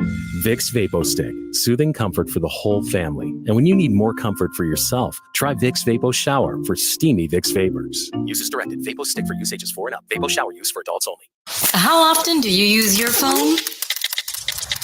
All the time, right? Make sure you have the Odyssey app. It's an easy way to listen to us wherever you are. Make WQAM your favorite station and take us wherever you go. Now, let's get back to Game Day Uncensored on AM 560 Sports, WQAM, FM 99.9 HD2, and always live on the free Odyssey app. Sponsored by South Florida Lexus Dealers, Tito's Handmade Vodka, Edmore Sawgrass Cadillac, JM Lexus, and Williamson Automotive. Welcome back, everybody. It is Game Day Uncensored here on 560 WQM. Streaming live on the Odyssey app. Spell it AUDACY in your app store. Download that for free today. Also, you can watch us live on 560 WQAM's YouTube and Twitch page, Miami 560 WQAM. That is the channel name. So check us out there. You guys can get in on the chat. Appreciate everybody who is checking us out there. Getting ready for Dolphins and Cowboys Week 16, 4:25 kickoff from Hard Rock Stadium. Dolphins are wearing the sweet-ass throwbacks today. So that is going to be a fantastic look on this Christmas Eve. But one look back, boys. Hard Knocks this week was Goosey's galore. And one of everybody's favorite parts of it was Mike McDaniel and his speech that he gave to the team after that just disaster against Tennessee. And they showed it, like they showed him in the he was playing some Eminem in the office after the loss to Lana. Yeah. And I confirmed Eminem is his angry man music. Understood. Yeah. Hey, he's got to listen. He comes from an era, of course. You know, you have something that's going to fire up. He's going with Eminem. But is 8 Mile his favorite movie of all time? That's a good question. It's got to be up there, 100%, right? It's got to be up there. He's definitely thought of himself as B-Rabbit every once in a while. Oh, sure. He's without a doubt a B-Rabbit guy. Yeah. But here was, if you guys missed it, this was Hard Knocks, Mike McDaniel and his speech to the team. I know who's in this room and what we're going to make of it. You with me? So we're going to hit this, and like, if it's brutal, yeah, bring that shit. Okay? Because we're trying to do something today that other people won't. Let's just look at it straight in the eyes. It's pretty simple. We lost the game for 15 different reasons. And I have my hand fully in that, okay? Trash plan on my part against their zero. There's better than having to throw a fadeaway jumper. Okay? Now, I've got a quarterback trying to overcompensate for me.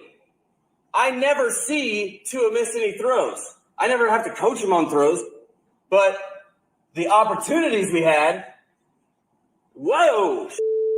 And that's what's happening a lot is overcompensating for your teammates. An elite player trying to take the game in his hands. A heavy turn to try to pick this dude off. Which I appreciate the intent, but let's learn from this. Understand that we can trust each other.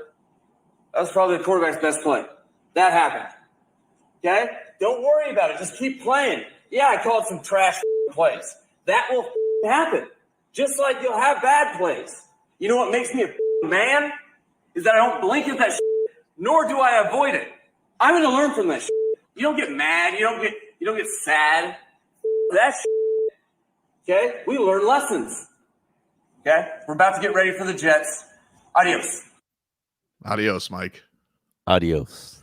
More of a potty mouth than you thought? Way more. And in fact, I brought it to the attention of Ann Nolan. I did insist. I did let her know that Heart happens to be the only thing that's a non-cartoon related that my daughter actually enjoys watching. I put her to bed. I put her to bed on Tuesday, and she said, "Daddy, I want to watch Hard Knocks." and lo and behold, it opens with the scene of the student, the teacher, basically, talking about in the class, and then my daughter's like, "Oh, I'm hooked. I'm totally hooked." And she watches Hard Knocks. But then we get to I know it's HBO, and I know I shouldn't let my child watch it. I know she needs to be put to bed, but she waddled for me this week, and I don't know where she got that from. Adorable. She doesn't watch football with me. She doesn't. We don't watch the waddle. Like, how does my daughter know how to waddle? So I do need Mike McDaniel to turn down the volume just a little bit on the explicit words. And you're like, not gonna happen. Not gonna happen, dude. I mean, he's talking to his football. That's how Mike McDaniel talks when he's revved up. You can tell it's just part of his thing. He does curse a lot, but I love it. I love it. He does curse a lot. It was a great speech. It was a great speech. It was a man speech. I like him, but I'm not. There's certain elements of Mike McDaniel that, hey, I'm one of those people. You got to show me. You got to show me. And while I've covered the buddy coach, that only lasts so long. You got to be a leader of men too. I've covered the buddy coach, and then you know what happens? Adam Gase was the buddy coach. You know what happens? They turn on you. The dog bites you back. Well, everything's good when you're winning. Yeah. Right? Everything's fun. I think he's proven himself at least through 2 years. Not that he's going to be a legendary coach. Brian Flores proved himself after 2 years, too. No, that's not true. I mean, did Brian Flores make the playoffs his first season? No. Mike McDaniel did. Mike McDaniel did, right? But is the best season in Dolphins history since 2000 or 2001 in his second season. I mean, at least through 2 seasons, he's exceeded expectations in my eyes. I don't know about you guys, but in my eyes, he has. Talk to me in 3 weeks. Win a playoff game. Talk to me in 3 weeks. Yeah, win a playoff game. I'm with you. He's got a stacked roster. Brian Flores didn't have that first year. Yeah, that's true. All this is fun when you're winning, is all I'm saying. Bleep will, like you just said, bleep will turn on you real quick. If you have a bad season, you get blown out in a playoff game, like all the funny quotes and the shoes on the sideline and showing up in Gucci or Cartier glasses, we're all loving it now. But the second the fan base turns on you because you let them down, oh, that's a distraction. Oh, why is he wearing shoes? Why can't he dress like every other head coach? We love the celebration until Tennessee celebrations with a 14-point lead, and then you lose the game, and it blows up on you in your face. Why are they practicing working on their celebrations when they can't even hold the lead? Running at halftime, that shows immaturity. That's not funny. That shows immaturity. Like, it's funny. It's funny how the narrative. Oh, I love it. I'm not telling you I'm going to say that, but that's how the narratives change when things aren't going your way. But what I was saying was, that speech sold me that he can be a leader of men. When you and he said, because we asked him about this. I don't know if we have that sound. We asked him about that speech and taking accountability for the crappy plays that he called. Look at me. He's turning me into a potty mouth. And he gives us this puzzled look, like, how else would a coach do it? And I'm like, brother, you haven't been here for 15 years, have you? Because a lot of them have never taken any accountability for anything that they've done, including some of their bad calls. Yeah, Mike, how would they have done it? Well, let me introduce you to Joe Philbin, who at one point made a QB controversy for no reason. I mean, like, you'll be baffled by some of the moves these coaches can pull, Mike. It's for that QB controversy, but anyway. Yeah, well, listen, he's the team. I think that was a pretty good valid reason. The thing that he is that he's definitely shown is, look, he definitely has the players, he has their back all the way, and it does feel like he's had a significant ability to play to their strengths, and that is played out with Tua number one. I mean, Tua's leading the league in damn passing. I mean, he's been a guy that everybody thought was off, that they've written off, that this guy wasn't going to be anything.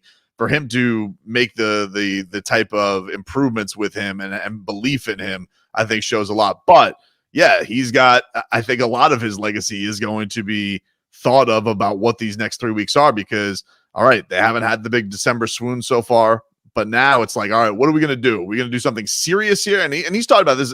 Is this going to be a season we remember forever for the right reasons and have one seed and home playoff games and all that? Because it's right there for them. It's all right there for them. And they got their opportunity to prove themselves. And it starts today coming up with the Dallas Cowboys. Now, speaking of Tua made a bit of he got everybody all in a kerfuffle this week because apparently he's the tax man, all right? And he's keeping receipts. We'll hear from the Dolphins quarterback and even some of his haters who did not like this response from him coming on up as Gameday Uncensored rolls on after this. Merry Christmas, and we've got Heat Basketball Christmas live from Miami. The Sixers are here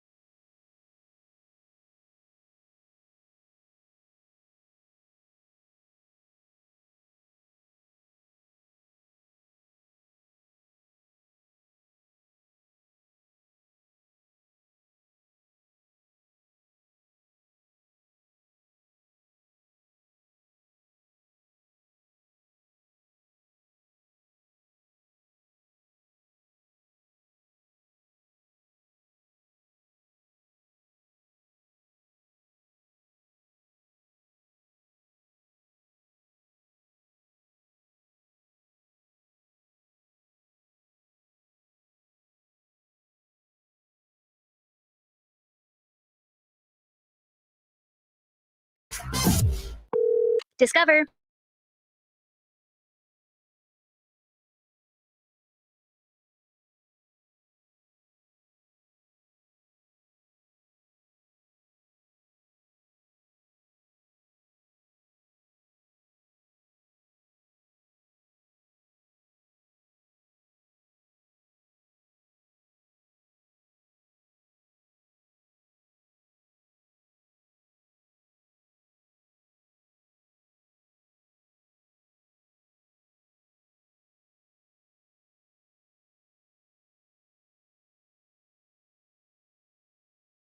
Favorite scent makes the perfect environment. Sweet like sugar, smooth shea butter. What could be better than being with each other now? Breathe that people breathe. La, la, la, la. You're listening to Game Day, Uncensored, on WQAM Miami, WPOW HD2 Miami, WKIS HD2 Boca Raton, and Odyssey Station. It's another Game Day Uncensored. Christmas Eve, and the boys are in town. The Cowboys from Dallas. And they're looking to stir up some trouble, especially after their blowout loss to the Bills last Sunday, who the Dolphins also lost big to back in Week 4. Not many degrees of separation here, but a whole lot of intensity. It's a big game as the Dolphins jostle for playoff position with 2 more huge games after this. Coach Mike says he's emphatically told his squad that it is just one game at a time. Anything other than concerning yourself with the next opponent, which for us is the Dallas Cowboys, and any other narrative that has to do with good teams or playoff seeds or the next 3 games, all that stuff. I gave them the clearance to tell all members of the media to, with all due respect, F off. And Christian Wilkins says no one has to tell him about the importance of games at this time of year. You definitely, kind of feel it a little bit, just, that December football, the games mean a lot more now. And, there's always just a little extra something. You don't know what it is, but there's, the games just feel a lot bigger. Bradley Chubb had himself a game last week, but new week, new game. That was only week 15. Week 15. We on 16 now, and just gotta go out there and do it again, man. And yeah, it's just fun to see the fruits of your labor come to life and stuff like that. But at the end of the day, man, it's what have you done for me now, league, and I can't do nothing about last week. Now I gotta go out there and continue to prove it. And Tua reacted this way when asked about playoff scenarios. I had no idea about any of the scenarios of what that would have looked like at any time. We just want to come out the game with a win, and we want to stack those together. If you can win them all, that's what it is. The NFL season is winding down, but things are just heating up. Time to talk about the Cowboys and the Dolphins. Today at Hard Rock Stadium, it's Game Day Uncensored. Tobin, Solana, Omar, the pregame show for real Miami football fans. On AM 560 Sports, WQAM, FM 99.9 HD2, and always live on the free Odyssey app. Game Day Uncensored is sponsored by South Florida Lexus Dealers. Experience amazing by Tito's Handmade Vodka. Tito's Handmade Vodka on game day. Pour me in, coach. Edmore Sawgrass Cadillac. Make sure your next Cadillac is backed by Morse at Edmore Sawgrass Cadillac. Proud partner of the Miami Dolphins. By JM Lexus. At JM Lexus, you'll always get the home team advantage. Welcome back in, everybody. It is Game Day Uncensored here, 560 WQAM. Tobin, Solana, Omar, Kelly getting you ready for Week 16 of the Miami Dolphins season. They are taking on the Dallas Cowboys today at Hard Rock Stadium, 4:25 kickoff. No parking left, so if you're trying to buy some parking, don't do that. Try and ride share. I don't recommend hitchhiking. I feel like that's frowned upon these days, so don't hitchhike. I mean, unless you got like a really close friend that you can hop in the back of their Dolphins truck. What, Tobin? What are you talking? Who's hitchhiking? What? Leroy's hitchhiked pretty recently. I was stunned by this. Yeah, he's hitchhiked. He's a hitchhiker. He did this once because he was stuck. He got like a flat on his he was in a cycling phase in his life where he was out there. He had the full Lance Armstrong suit and then popped a tire and couldn't get anything and didn't think that he could bring an Uber because like would an Uber just take a bike? He has a bike with him. And so he got a ride from a fellow at a gas station, hitchhiked home. I consider that hitchhiking. Okay. What? Yeah. He's a ex NFL player. Like he doesn't have a cell phone. He was biking, dude. He didn't have all of his tools with him. He didn't have a cell phone. I mean, yeah, He you're ended up- biking, maybe you don't take your phone. Zone out, dude. Sorry, I'm sorry. What? Yep.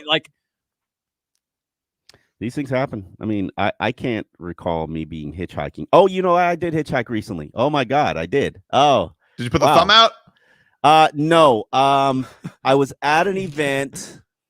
It was a situation where we decided not to drive. We drove there and then parked outside. It was I was on the Venetian, not Venetian. On I forget which one it is. Where Miami Aquarium is. The like going down to Key Biscayne. Yeah, like Key Biscayne. Yeah. So literally, our car was at the top of the island, but I didn't want to. I thought I could get an Uber easily, and literally Uber was taking 30 minutes to get there. I don't know why at the event, and so literally a guy was parked there wisely at the Seaquarium where we were waiting for the Uber, and I was like, "Listen, I just need you to get me off the island. You're already headed back there. Here's 20. Like, can you just take me and my friend?" Different. It's hitchhiking though. It's not really hitchhiking. Like a cash Uber. Money? No, because that guy's purposely there, like looking for punks like you who are gonna pay him money. No. He was just there with his girlfriend. And I asked him, like, "Hey, can you just take us off the island because the Ubers were not coming on the island?" I am so shocked by this. Damn. Not really you, because you're in a situation where, hey, I want to get the hell out of here. Yeah. But Tobin, would you ever just drive for $20? Like $20?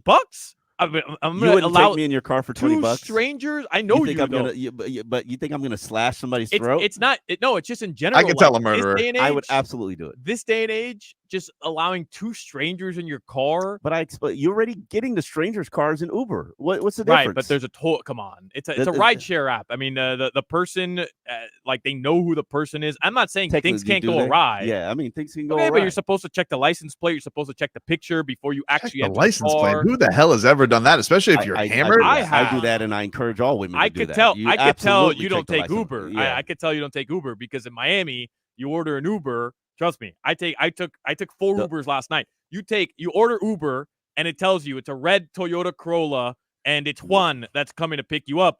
And then all of a sudden the guy that the picture is a black dude, and the guy that shows up is a white dude. guy. Yes, and exactly. he's driving a Lexus. Yeah, you clearly you're don't like, live in "What the Miami." hell?" You- And he's like, you "Oh, I'm absolutely- just yes. using." You guys another are, car." I mean, I've looked at make and model. I don't think I've ever checked license plate. And I'm like, Brother, yeah, that's every Fred. time He's you taking don't me. live in Miami. You don't live in Miami. Every It's time, like, Tobin. you have to check the license plate. brother. Every single time. And Uber Eats, yeah, Jose is dropping off your food. Guess who's dropping it off?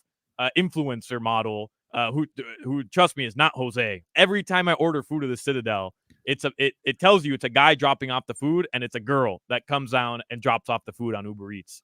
I mean, that time I don't care. I'm not getting in the Yeah, car. it gets dropped off. It gets dropped off. I don't really see if the job is done. The job is done. Miami International I'm not Airport. complaining. You cannot. They're just picking up people. They're not necessarily there. There's Uber, and you get in the car, and they'll take you home, and they'll charge you.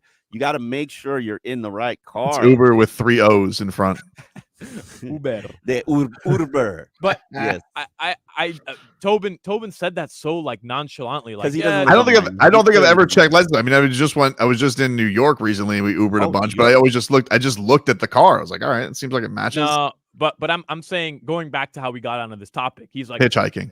The way he said it was so nonchalant, like if hitchhiking is still a common thing. He's like, no, it's not a common thing. guys, don't hitchhike today. Be safe. And it's like, what? Like I haven't thought of somebody hitchhiking. Our whole generation, hold on, is trained to get into cars with strangers. If you guys were sitting down there in Miami Gardens, if you were down by the sub shop, you don't think there's a couple people who could just make a killing? They're not Uber drivers, but they'll hitchhike. I'll hitchhike you down to the stadium. Absolutely, good money. Good money. That's good money. Yeah, good money to be made. Maybe we should just make a hitchhiker's app, like but it's not Uber, but it's just straight cash, like that's how we're gonna call the app straight cash, homie. Yeah, that's how it's gonna go, dude. That's with one a piece, but yeah. Speaking of straight cash, homie, leave off the homie part. Just an update. Joe Flacco is like killing it right now for the Browns still, like 4 weeks in a row. This is insane. This run that he's on, they are leading the Texans right now 14-7. Texans got a kickoff return touchdown to get back in the game, but Joe Flacco's just throwing bombs to Amari Cooper left and right. It's crazy right now. The Jets are shutting out the Commanders 17-0. Titans are up 10-3 on the Seahawks right now with 3 minutes left in the second quarter. Falcons and Colts still tied at 7. Packers are up on the Panthers 16-10, and the Lions lead the Vikings 10-7. They had a fumble recovery touchdown overturned the Vikings. They thought they had the lead, but instead the Lions get to settle. But Flores' defense still doing the thing, trying to slow things up there with everything going on there. But man, this is look, it's gonna be fun. I can't imagine what that atmosphere is gonna look like. Did you guys see what Jalen Ramsey looked like walking into the stadium today? Yeah, how I feel like Jalen Ramsey's in his element a little bit this week. Like I saw the clip you put up, Omar, this week of him talking about, he's very dismissive of people questioning what way he's gonna go about CeeDee Lamb. I'm like, Jalen Ramsey's been back, but remember that whole 70% thing? I think he feels a hundy. I think Jalen Ramsey's feeling a little extra froggy this week. I just think he's pissed at the game plan. Interesting. Just, hey, he's bored out there. He's admitted it. He's acknowledged it. And, you spend one game shutting down the opposition's best receiver on your best defensive performance of the season. And then the next week, your head coach is like, nah, not doing it. Sorry, not happening. I know Xavier Howard said he's going this week. Is that that's according to Xavier Howard. Like, do you think he's going to go this week? I think it's 50-50. I think he wants to go. But Xavier is in the Javon Holland category where you have to protect them against themselves. And so I think it might benefit Xavier if he sits this one out and doesn't play. Now, will Xavier allow for that? No, he will not. I think he practiced all week this week. No, he didn't. I know he told me he took scout team reps one day, and then he practiced full team participant stuff. So, I expect him to play. Should he play? I don't know. Why? Yeah, because what he suffered was serious, right? But it's a hip, and change of direction happens with hips all season long. We've been talking about. This is what we talked about last week. All season long, we've been talking about. Late December, elimination games. These games right now. These games, yes. And if this was week 4, there's no shot X is playing because you have to save him for elimination games, late December, the most important 3-game stretch. And you're saying we're finally here. And we're here. And if he's capable of playing, despite it being through pain, isn't that what the whole process of the season was? To be available for these games? That's why he didn't play last week. I'm not arguing with you, and I think you're right. But I think there's a difference between, and this is something that I'm learning from Mike McDaniel. There's a difference between I'm playing through pain and making the problem worse and making it worse for next week when I could rest it and possibly get past that threshold where I can make the problem worse.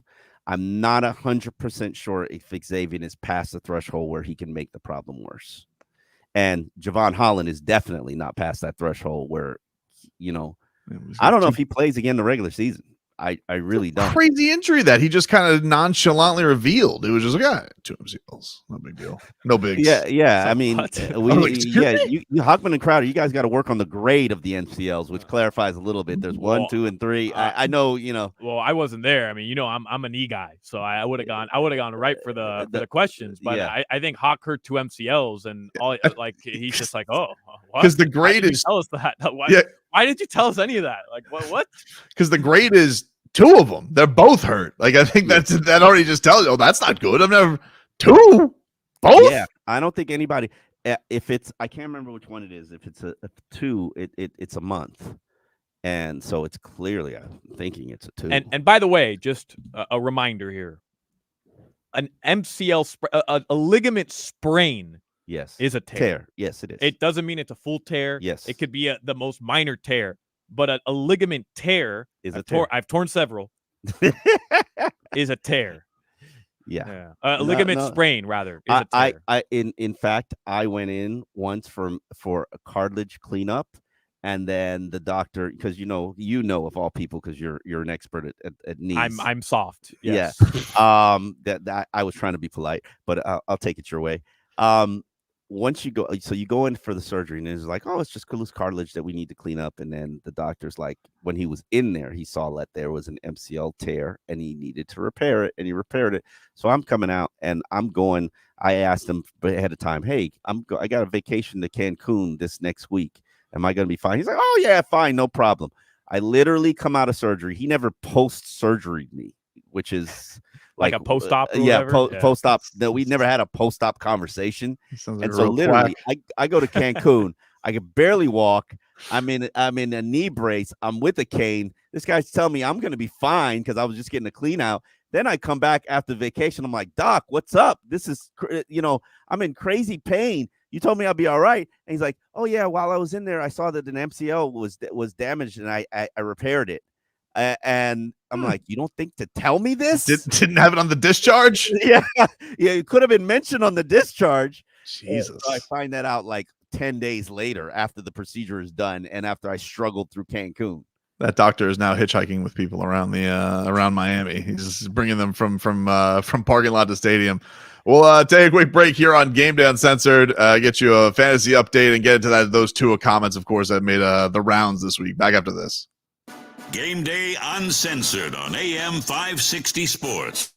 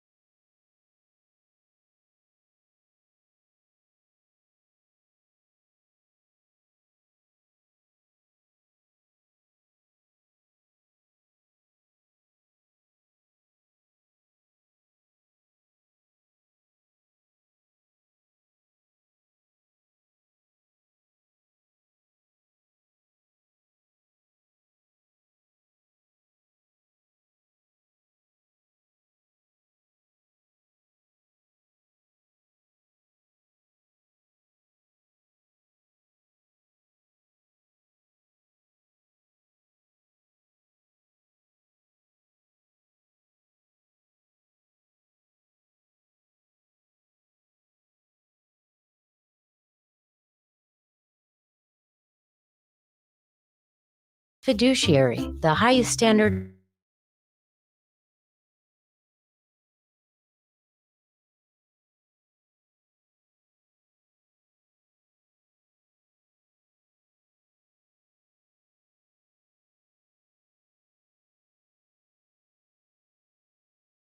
Comfortable retirement. That might be why most of our clients come from other money managers. Visit FisherInvestments.com to find out why investors like you switch to us. Fisher Investments. Clearly, different money management. Investments in securities involve the risk of loss. Want to listen to us anywhere, live or on demand? Just download the free Odyssey app and make WQAM your favorite station. And there we are, 24/7. Game Day Uncensored continues on AM 560 Sports, WQAM, FM 99.9 HD2, and always live on the free Odyssey app. Sponsored by South Florida Lexus dealers, Tito's Handmade Vodka, Edmore Sawgrass Cadillac, JM Lexus, and Williamson Automotive. All right, welcome back, everybody. It is Game Day Uncensored here on 560 WQAM. Dolphins getting ready for the Dallas Cowboys. Every time I walk over to the TV, I see Joe Flacco throwing another touchdown, so that's wild. Let's get on over to our Fantasy Watch, brought to us by Tito's Handmade Vodka. Tito's Handmade Vodka on game day. Pour me in, coach. Find cocktail recipes for every fan at Tito'sVodka.com. Distilled and bottled in Austin, Texas.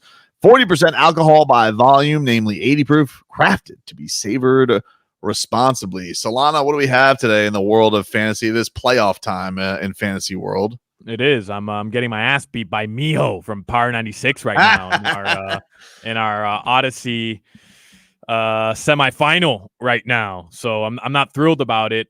First and foremost, I hope you started Joe Flacco because what he's doing right now is crazy. And guess who started Joe Flacco? Miho from Power 96. Oh my God. Is he really? I hope you got Tyreek or something or Jaylen Waddle. I don't. I've got I'm starting Adam Thielen, who's been an absolute bum the last 4 weeks. And whole season. And Dalton Schultz, who's been a bum for the past couple weeks as well. You about to get your ass. Jeez, dude. This Joe Flacco is such an incredible story. Like he's got this incredible rapport with the Browns already, and he's lighting it up, Omar. Listen, at one point, Joe Flacco was the highest paid quarterback in the NFL. You remember that, right? I do remember on his name. But I also remember champion. I also remember him last year with the Jets, and it was the Jets. But his kids were wearing Tyreek Hill jerseys. It was the Jets. Yeah, but he was trash last year. He was been trash for like the last 4 years. He was trash. He was trash. Hey, but remember the talent was once there. Of course. Maybe it took a different system or the right system or the right receiver. Or just not the Jets. He's Joe Flacco's big thrower check down. That's what he is. And maybe it fits with this offense. Well, Joe Flacco's probably taken plenty of receipts in his career, but Tua had some interesting comments this week, boys. Tua Tagovailoa was asked about the idea of, shutting up the doubters a little bit because he had a big game without Tyreek Hill. And this led to an interesting, I want to call it a rant, but it was an interesting statement about a rant. It was a rant. All right, you call it a rant. It was an interesting rant from Tua about unprovoked. It was an unprovoked rant. Here's if we knew it was coming, everybody would have had a cell phone out. Oh, sure. It was a rant that blindsided all of us. Here was Tua this week on all the things said about him, and he's keeping receipts. Like I keep saying, everyone wants to make this about me, about Tyreek. Like, please keep pushing it to Tyreek. Like, make it about Tyreek. I understand that my platform and who I am in this league as a quarterback makes me, if you want, polarizing, whether I'm the best, whether I'm the worst. Like, I could care less. Like, I don't listen to it.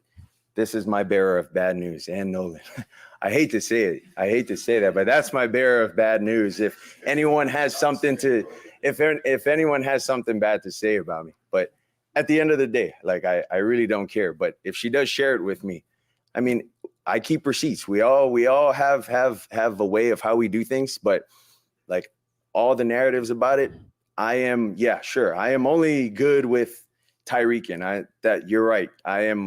That is the only time I'm at my best. You're right. I'm only good when Jaylen's in. I could care less about it. Like, sure. if Jaylen and those guys aren't out, like I'm only as good as Raheem Mostert allows me to be. Like that's what the narrative needs to be. And we're able to win games and we're able to go where we want to go as a team. I am the worst football player if that's what you want. Like, I don't care. Like, I really don't.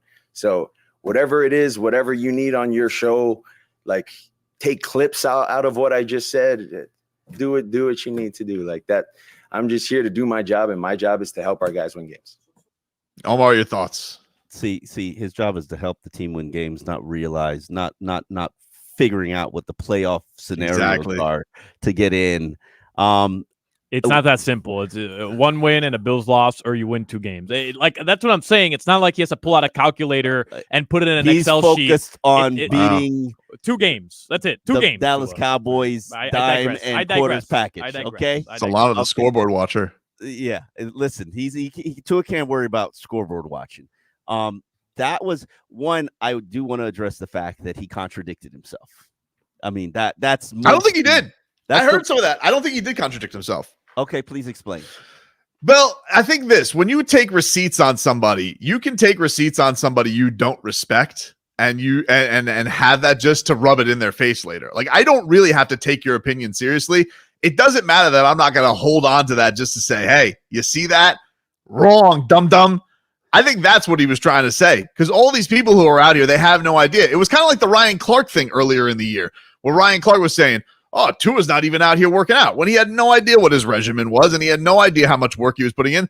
I wouldn't respect his opinion on that because he literally has no idea what I've been doing for work. And so, therefore, when you see how the results are going to bear out, I'm going to remember what you said.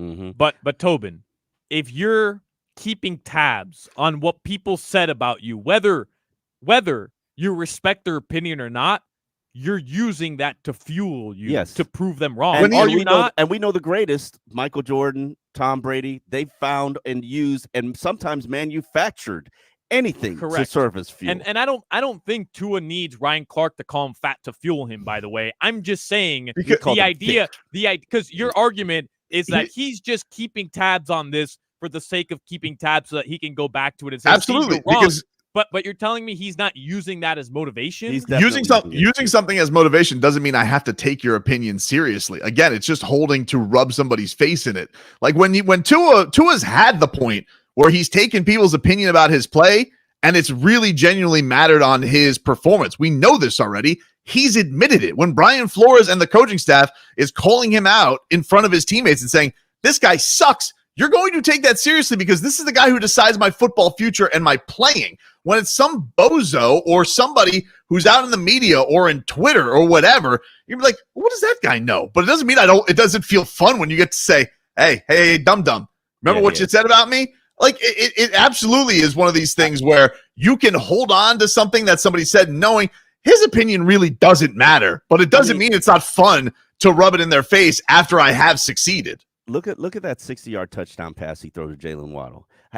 Are we officially at the point where we can finally end that whole Tua's got a pop gun arm and can't throw the ball, like can't throw the ball far and deep? Are we there? I thought we were there 2 seasons ago, truthfully, and it was just the people who wanted to continue to push that narrative that was clearly wrong. And then even last year with Tyreek, he's underthrowing him. Look, Tyreek Hill has to come back for the ball. He has to stop, and it's like, yeah, because he's the fastest player in the history of the NFL. And they were working on their chemistry because how often has Tyreek had to stop to catch up? He was throwing at Devontae Parker, who was tiptoeing the sideline. He never had to throw it over the top to anybody. Like, that doesn't just happen one day to the next. You guys remember how much time we had to debate the Dolphins tweeting out the first throw in minicamp that he had to Tyreek Hill and how many views that thing had? Yes. My God. And listen, the narrative, Tua can't stay durable. Tua can't play an entire NFL season. He's shutting that up right now. Like he knows what the narratives are, because Ann Nolan tells him about that people are saying about him and about this season and his tenure. He can't win a game without Tyreek. He's a byproduct. And I honestly think that comment was probably Ann Nolan before the press conference telling him what Cam Newton said, because the media members might ask him what he said, that you're a system quarterback, that you're a game manager. And you know what? And his response is, I don't care. Listen, I'm the number 2 rated quarterback in the NFL. I have a chance to be the number one for the first time in back-to-back seasons since Aaron Rodgers and Peyton Manning did it. If that's the company that I keep, you can call me whatever you want. You can tell me I got a pop gun. You can tell me I'm made of glass. You can call me super thick. You can whatever you want. But I'm here, and I'm here to stay. I loved it, and you know, maybe like the word care is a bad description of it, but he basically should be like, your opinions don't matter. They don't matter. Yeah. They don't. It doesn't matter. Anybody on television who's coming in here, it doesn't matter to my success or to my failure. He's been there when it has, because the people who actually decide playing time or what his NFL future is going to be, he's actually been in those spots where they want to replace him. They're scheming to replace him. They're going to trade to replace him. They're going to go get Tom Brady to replace him. What Ryan Clark and Shannon Sharpe, as great as their accolades are as NFL players, it doesn't matter. They're not my coach. My coach believes in me. Tyreek Hill believes in me. Jaylen Waddle believes in me. But best believe if he's hoisting up that Lombardi trophy at the end of the year, oh my God, is he going to rub that in people's face? Of course. I don't think he's looking at what Ryan Clark said and he's like, I gotta prove Ryan Clark wrong, or Shannon Sharpe on whatever it was on First Take, and he's like, oh, who do you think you are, Dan Marino? Or like, I don't believe Tua actually cares about that stuff. But you mentioned the Flores stuff earlier, like the people who have directly impacted him and have tried to hold him back and have told him he wouldn't achieve X, right? Like to me, the receipts are more what Brian Flores told him privately or didn't say privately behind the scenes, rather than Shannon Sharpe or whatever. Like I don't think, because if like Omar has described to us, and you know how we all kind of know, Tua isn't plugged in. He's just kind of, you know, a different bird, and he does his own thing, right? He's not watching First Take. No, he's not. Not a chance. Like I could see, like Nick Hicks is watching it for him, right? But I could see Tyreek Hill. Hey, let me just see what these guys are talking about. Oh, Tyreek is definitely watching. Tyreek watches everything, right? And tweets about it. Tua genuinely strikes me as a guy that he's not turning on 560. He's not he doesn't care about that. He's not going on ESPN.com. Or Dolphin, right? Like he's not reading. He doesn't care. So it's more the Flo stuff. Like those are the receipts he's taking. Oh, yeah. You didn't believe in me, huh, Flo? No, you didn't believe. The narrative was he didn't work hard enough. Okay, all right. Didn't study hard enough. Watch this. I'm like, that doesn't even make sense. Hey, Chan Gailey. Chan Gailey's a supporter. You rewrote the entire offense to only let me throw 5-yard passes because you didn't believe in me. Okay, watch this. Where would you even bomb I throw to Waddle? Where would you even get word to Chan Gailey? By like via messenger pigeon? Like where the hell? Ryan Fitzpatrick. Telegram. Oh, that phony. I mean, listen, he's like, that's not even worthy of receipts. Ryan Fitzpatrick. I gotta send receipts to him. Ryan Fitzpatrick is your connect. I'm sure he's got Chan Gailey in his text in his phone. Was his offensive coordinator. Like I picture Chan use a Nokia still. Yeah, I still picture Chan Gailey like answering the phone in his kitchen. It's a rotary phone, you know, with a little bell sound every time he gets to the numbers. That's Chan Gailey. Respect for Chan Gailey. He only produced the best Dolphins offense in since 1984, but it's all right. We'll take a quick break. More to come here on Game Day Uncensored. Should be getting the who's in, who's out. Obviously, a lot of questions for the Miami Dolphins going into this. Back with more after this.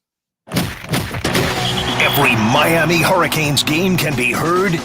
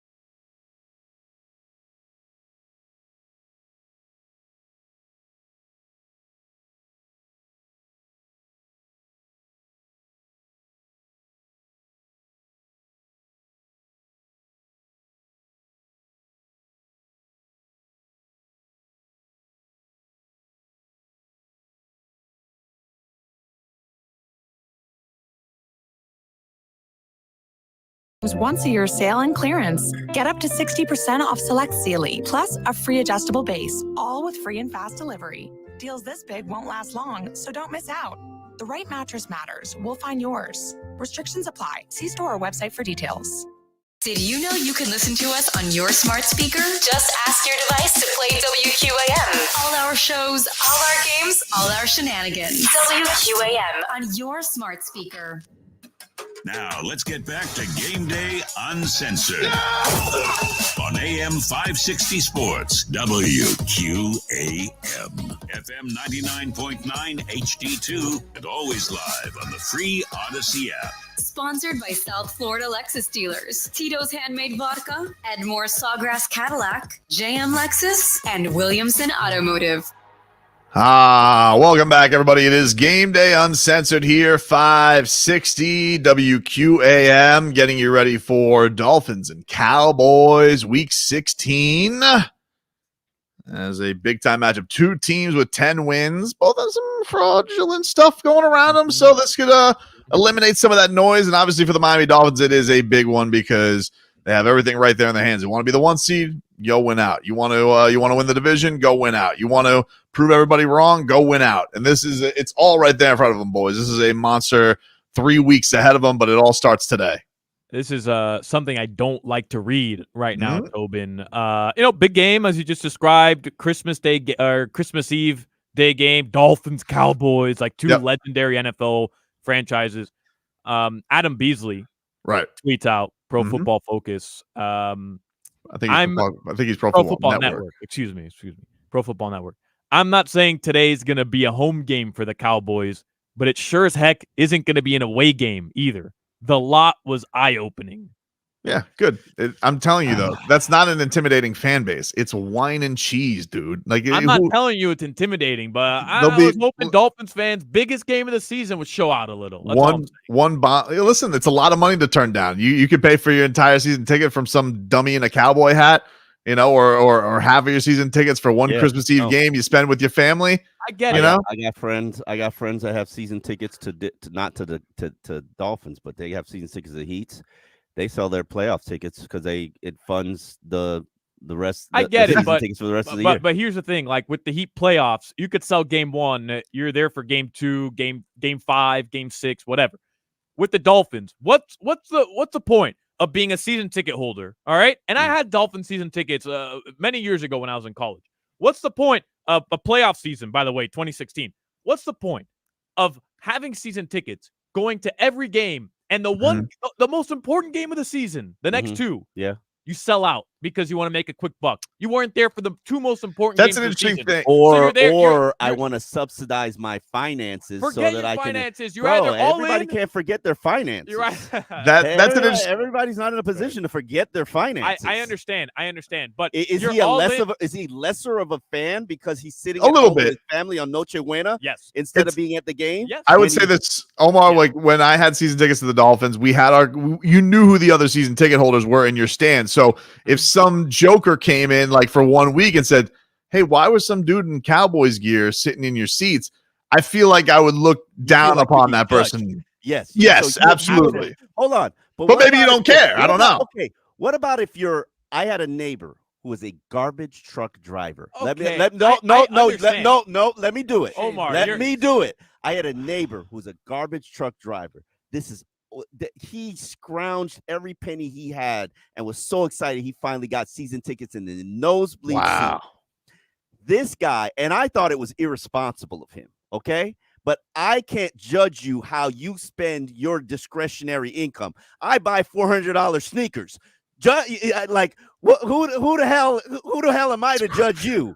You understand what I'm saying? $400 sneakers? Yeah, it's $400. Wow. Yeah, $400 sneakers. That's probably why you got more swag than I do. But if this man says I'm okay with being with my family for Christmas, and then your community of season ticket holders, I say to them, hey man, I gotta help subsidize my finances.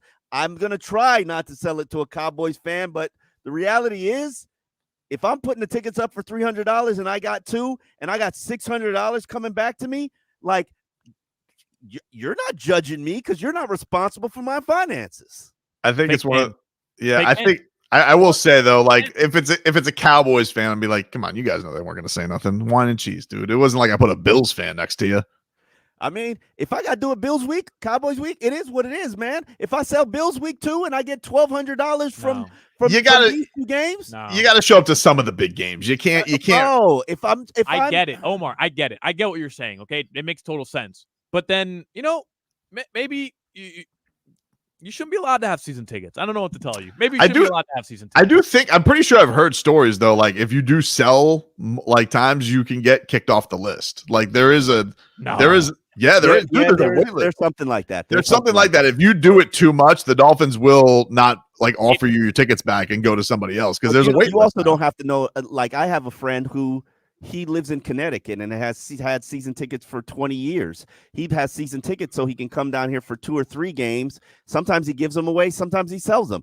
Who the hell are you to judge me? No, I know. It's also like a tradition thing. Maybe you grew up in South Florida. Your parents have had tickets since the 70s, and then they end up passing away. You inherit them. Now you move away, but you don't want to give up the seat. Like I understand. And Omar, I you're talking to an irrational fanboy here. You know what I mean? So I understand what you're saying. I respect your position as well. But maybe sell the Jets last week, or maybe sell, I don't know, the Tennessee Monday Night Football game, because those games don't matter as much and you can still cash in. Be here for the big games. Don't allow on Christmas Eve, when the eyes of the nation are going to be on you, the biggest game of the season thus far. I got things to do. It's not Christmas. It's you know what? You could still celebrate your Noche Buena after or before. It's 4 to 8. Give your team 4 hours and don't allow a Dallas Cowboy fan in jean shorts, but they're paying well, with fake Jordans to come sit here. What's fake Jordans? I don't know. I'm telling. First of all, I don't know why. No, first of all, you've made a terrible argument. Like, if anything, my little club there, that they're gonna hate me more if I give it to a Jets fan than I do a Cowboys fan. Like, no, the Jets fan is gonna come down here and cry the whole game. It blew them out 30-0.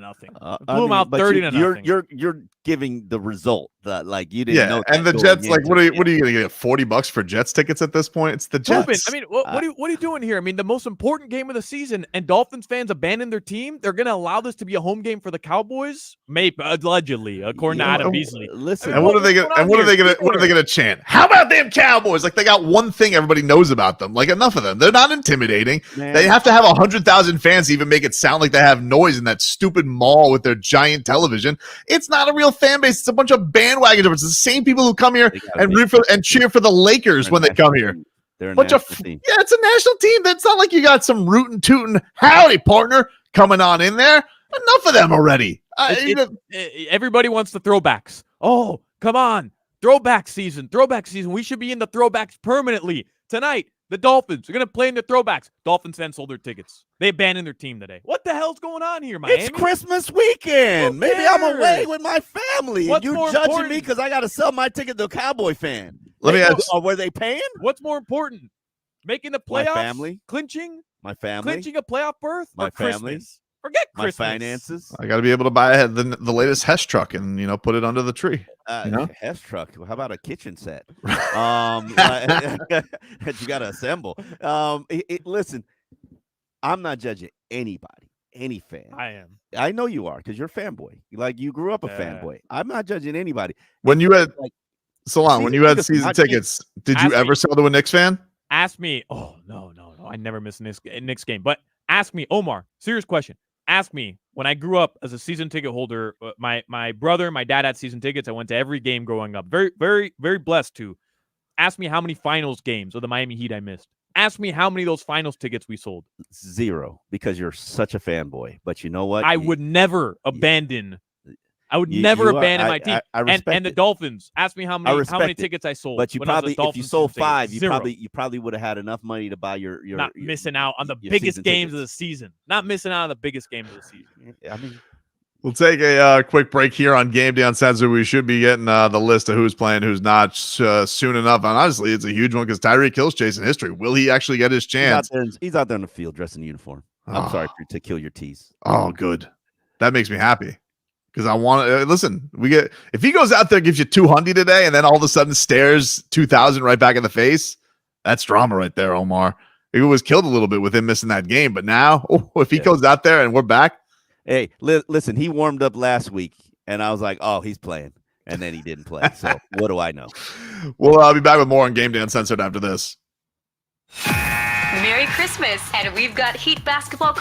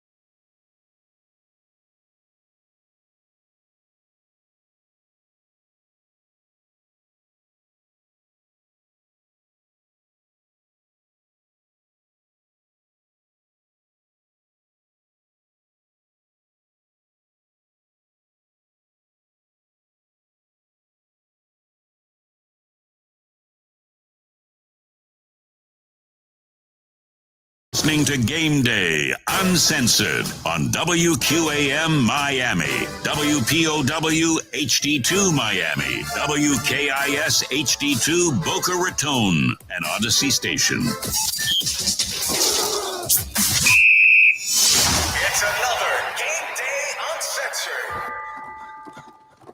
Christmas Eve, and the boys are in town. The Cowboys from Dallas. And they're looking to stir up some trouble, especially after their blowout loss to the Bills last Sunday, who the Dolphins also lost big to back in Week 4. Not many degrees of separation here, but a whole lot of intensity. It's a big game as the Dolphins jostle for playoff position with 2 more huge games after this. Coach Mike says he's emphatically told his squad that it is just one game at a time. Anything other than concerning yourself with the next opponent, which for us is the Dallas Cowboys, and any other narrative that has to do with good teams or playoff seeds or the next 3 games, all that stuff, I gave them the clearance to tell all members of the media to, with all due respect, F off. And Christian Wilkins says no one has to tell him about the importance of games at this time of year.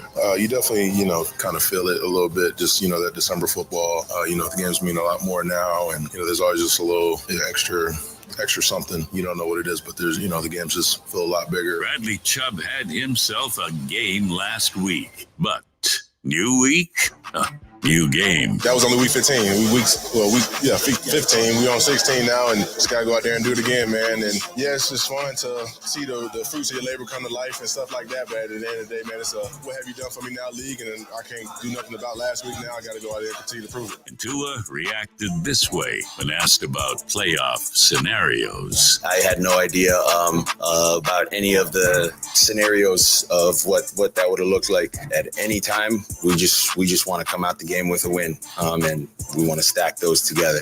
If you can win them all, that's what it is. The NFL season is winding down, but things are just heating up. Time to talk about the Cowboys and the Dolphins. Today at Hard Rock Stadium, it's Game Day Uncensored. Tobin, Solana, Omar, the pregame show for real Miami football fans. On AM 560 Sports, WQAM, FM 99.9 HD2, and always live on the free Odyssey app.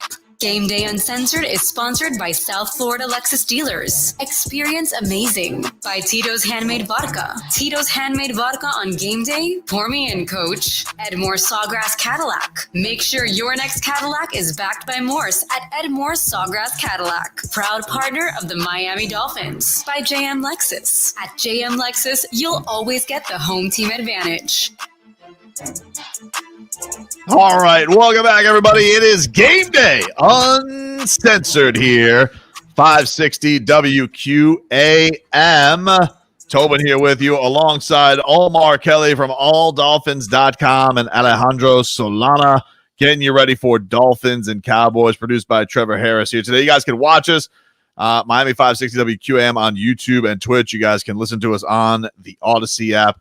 And go check us out there, boys. Let us get to our actives inactive, which is brought to us by JM Lexus. When it comes to loyal fans, it's JM Lexus with a 4.8 Google rating and over 13,000 reviews. JM Lexus, West Sample Road and Margate. Omar, you did say it as we were going into break, but it is official now. Tyreek Hill is active today for the Miami Dolphins with history still in his scope.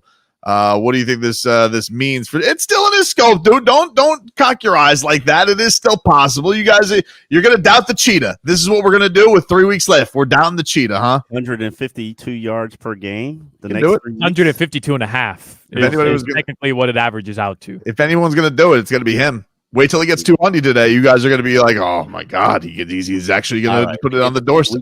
We get a 200. I'll buy in. Otherwise, I think it's crazy. I think those who are expecting Tyreek to be Tyreek today, you're living in La La Land, fantasy land. More than likely, Tyreek is going to spend most of this game probably being a decoy, setting things up for others, stretching the field. He did practice 2 straight weeks, and as you know, Cheetah don't get hurt. Cheetah don't stay hurt. Cheetah don't stay hurt. It should really be corrected to Cheetah don't stay hurt. So it's just good to see him out there on the field. Other guys that I'm happy that they're playing.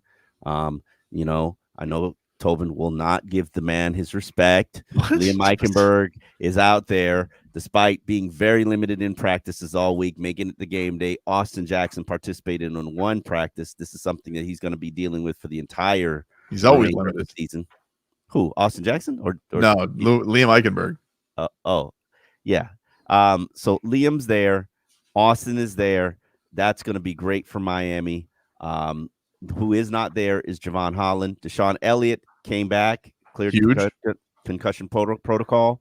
Javon, I can't tell you when he's going to play. I really can't. I don't know. I haven't seen him practice in a month. He pretends like he's practicing, but he's not. So I can't tell you when he's coming back. Cam Smith is not active. They put Ethan Bonner. People are very excited about this. Keeping hope alive, man. Keeping hope alive. Keeping it alive, dude. Listen, it's pretty important. I kind of agree that it's pretty important. For those who don't know, Ethan Bonner happens to be one of 2 white cornerbacks in the NFL. And if you don't know, the white cornerbacks have been extinct in the NFL for over a decade. And there are 2 now that are giving people hope. Tyler Croft is inactive. That doesn't surprise me that much. Emmanuel Agba, who was battling, I believe, a hamstring injury, his inactive status does surprise me. They've elevated Melvin Ingram from the practice squad in his 2nd week with the team. It'll be interesting to see what he can contribute. And then River Craycraft is inactive. Obviously, Miami's going with Robbie Chosen. That's going to be impacting special teams, not just the defense. But you also get Chris Brooks back, who came off IR. Chris Brooks is the big physical running back. Yeah. Angry runs. Angry runs. And also, it does surprise me a little bit that this is the first time all season they've had 4 running backs active in terms of Mostert, Achane, why can't I remember his name? Jeff Wilson and Chris Brooks. First time. And look at what the Bills did to them on the ground last week, right? Like, I mean, clearly the Dolphins see something there, and they're like, yeah, we can do that. Also, we can replicate that as well. You got a better rushing attack than the Bills. Yeah, absolutely. I mean, like, the rushing attack has been strong all season. There's no way that they're not licking their chops looking at this. And you know what? It is, you never want to have the guys that they have out with Javon. I mean, it's unfortunate what happened to him because that's a really quirky injury to hurt both knees. But I mean, in the famous words of Eric Spoelstra, we have enough. Like they should have enough to get this done today. This is not a game where you can hold up injuries and say that that's a reason why you lost today, especially with getting the Cheetah back. It doesn't matter either. Like, even if you are injured, like at this point in the season, nobody's going to give you the benefit of the doubt because if Tua was out, maybe, right? But nobody's going to give you the benefit of the doubt. Every team is dealing with injury. Every team has lost somebody for the season. Like, these are the 2 important, the 3 most important games of your season. You have to win them. You have to just find a way to win them. For sure. And it's nobody's going to feel sorry for you, including the Dallas Cowboys, who are going to be without their left tackle, Tyron Smith, and also without their starting nose tackle, Jonathan Hankins, whose injury was a byproduct of why the Bills pummeled them on the ground. And they're going to have a rookie, can't remember his name in there, who from Michigan, tell you he's going to be Mozzie Smith, who and Carl Davis, who are going to be trying to replace Jonathan Hankins in that nose tackle spot. And let me let you know something. A 3-4 defense does not work without a nose tackle. It does not. So it'll be interesting to see what the Cowboys do to overcome that injury. But Zach Martin is going, right? Zach Martin is going for the Cowboys. Yeah, he had the thigh injury last week, right. And Christian Wilkins was talking. He wants some revenge on him because he got the better of him early in his career. So listen, that's a fun one. That's going to be a nice little the matchup. I mean, look, Sealer and Wilkins right now are killing it. I mean, those 2. I mean, Bradley Chubb as well, but those 2 are just a duo. They're eating right now. Well, and so Andrew Van Ginkel. How is that disrespecting Andrew Van Ginkel? He has a broken nose. Sealer, you said Wilkins, you said Chubb. I guess it's only a 3-man line. That's all right. I love Andrew Van Ginkel, and especially him playing with a broken nose. Well, right now he feels slighted. He's got 2 black eyes because of his broken nose, and you just that was crazy. you just disrespected him. If you were to tell me like who's playing with a broken nose but didn't tell anybody about it, Van Ginkel is top of the list on the team. Yeah, it's not bad though. It's not bad. He's probably not going to need plastic surgery.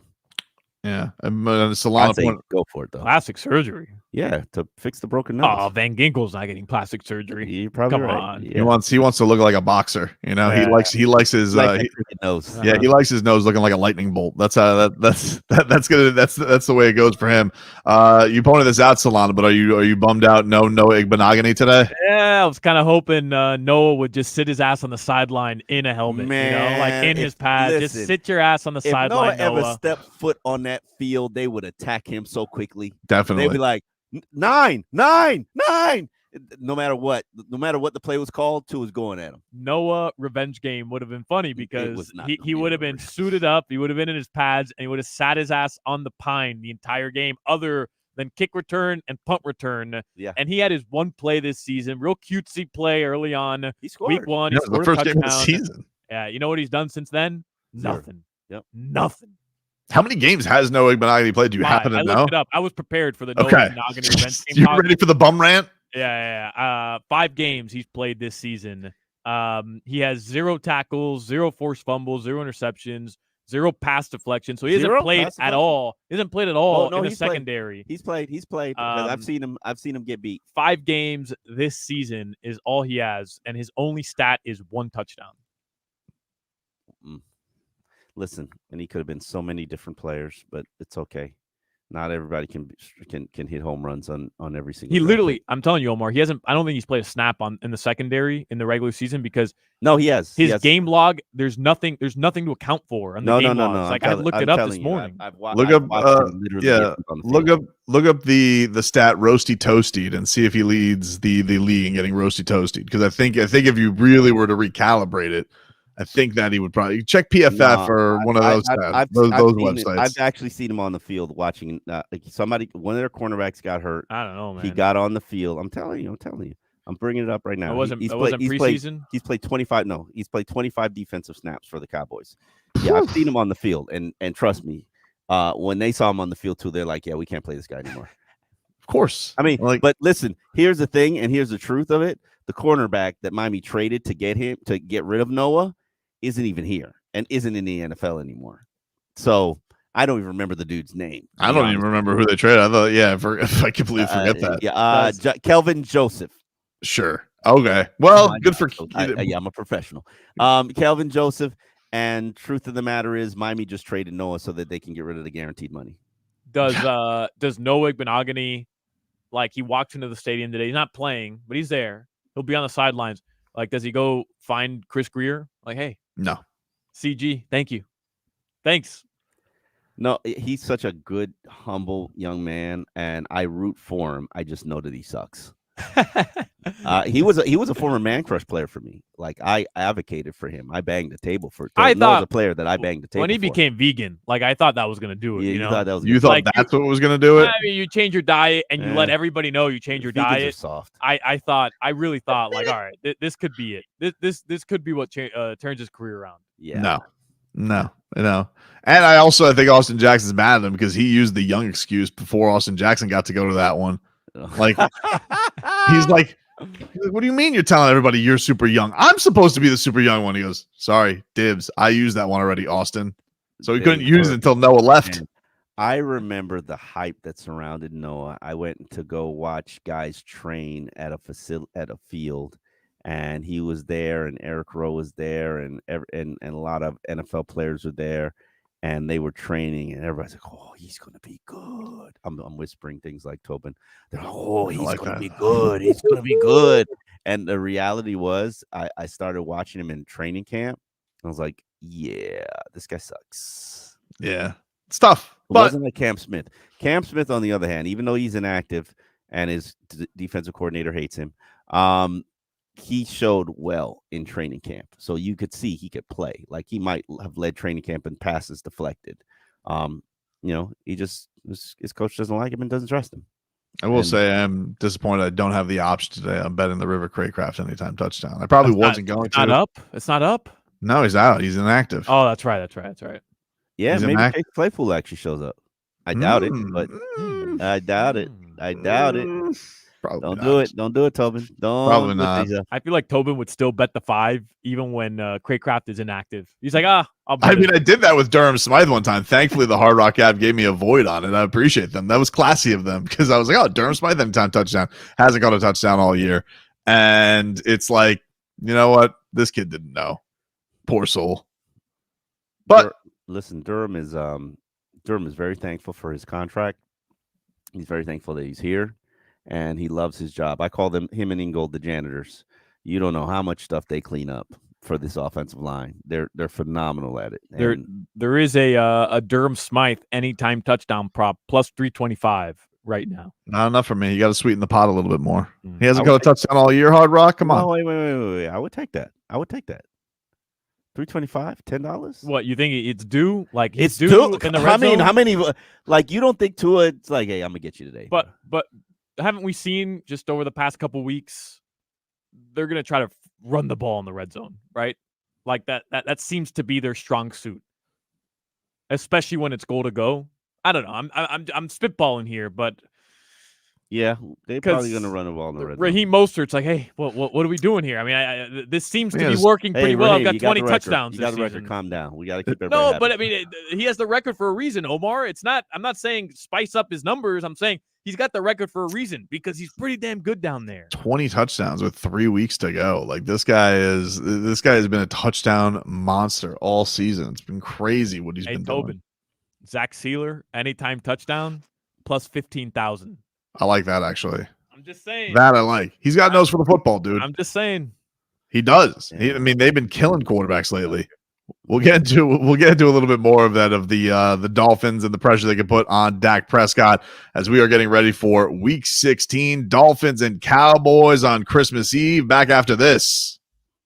Game Day Uncensored on AM 560 Sports. WQAM is sponsored by South Florida Lexus Dealers. Experience amazing by Tito's Handmade Vodka. Tito's Handmade Vodka on game day. Pour me in, coach. Ed Morse Sawgrass Buick GMC is a proud partner of the Miami Dolphins. Remember, you're always backed by Morse. By JM Lexus. At JM Lexus, you'll always get the home team advantage. WQAM, broadcasting live from the Ed Morse Sawgrass Auto Mall Studios. Shop massive savings on a massive Chevy inventory, all backed by Morse at Ed Morse Sawgrass Chevrolet. Visit EdMorseSawgrassChevrolet.com. Chevy, find new roads. Your holiday road starts at Ed Morse.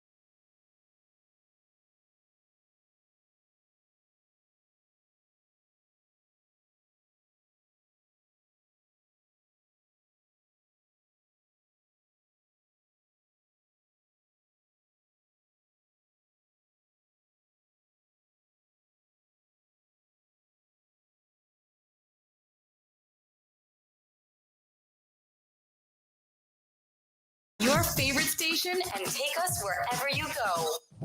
Game Day Uncensored continues on AM 560 Sports, WQAM, FM 99.9 HD2, and always live on the free Odyssey app. Sponsored by South Florida Lexus dealers, Tito's Handmade Vodka, Edmore Sawgrass Cadillac, JM Lexus, and Williamson Automotive. Welcome back, everybody. Game Day Uncensored here, 560 WQAM. Getting you ready for Week 16, Dolphins and Cowboys. Big time game over at Hard Rock Stadium. A lot of Cowboys fans, I understand, visiting, and to them, I would just like to tell them all to go to hell. Yeah, that's just welcome to South Florida, and I can't wait till you go home sad with your 10-gallon hat or whatever gallons, however they measure cowboy hats. How everybody goes about that.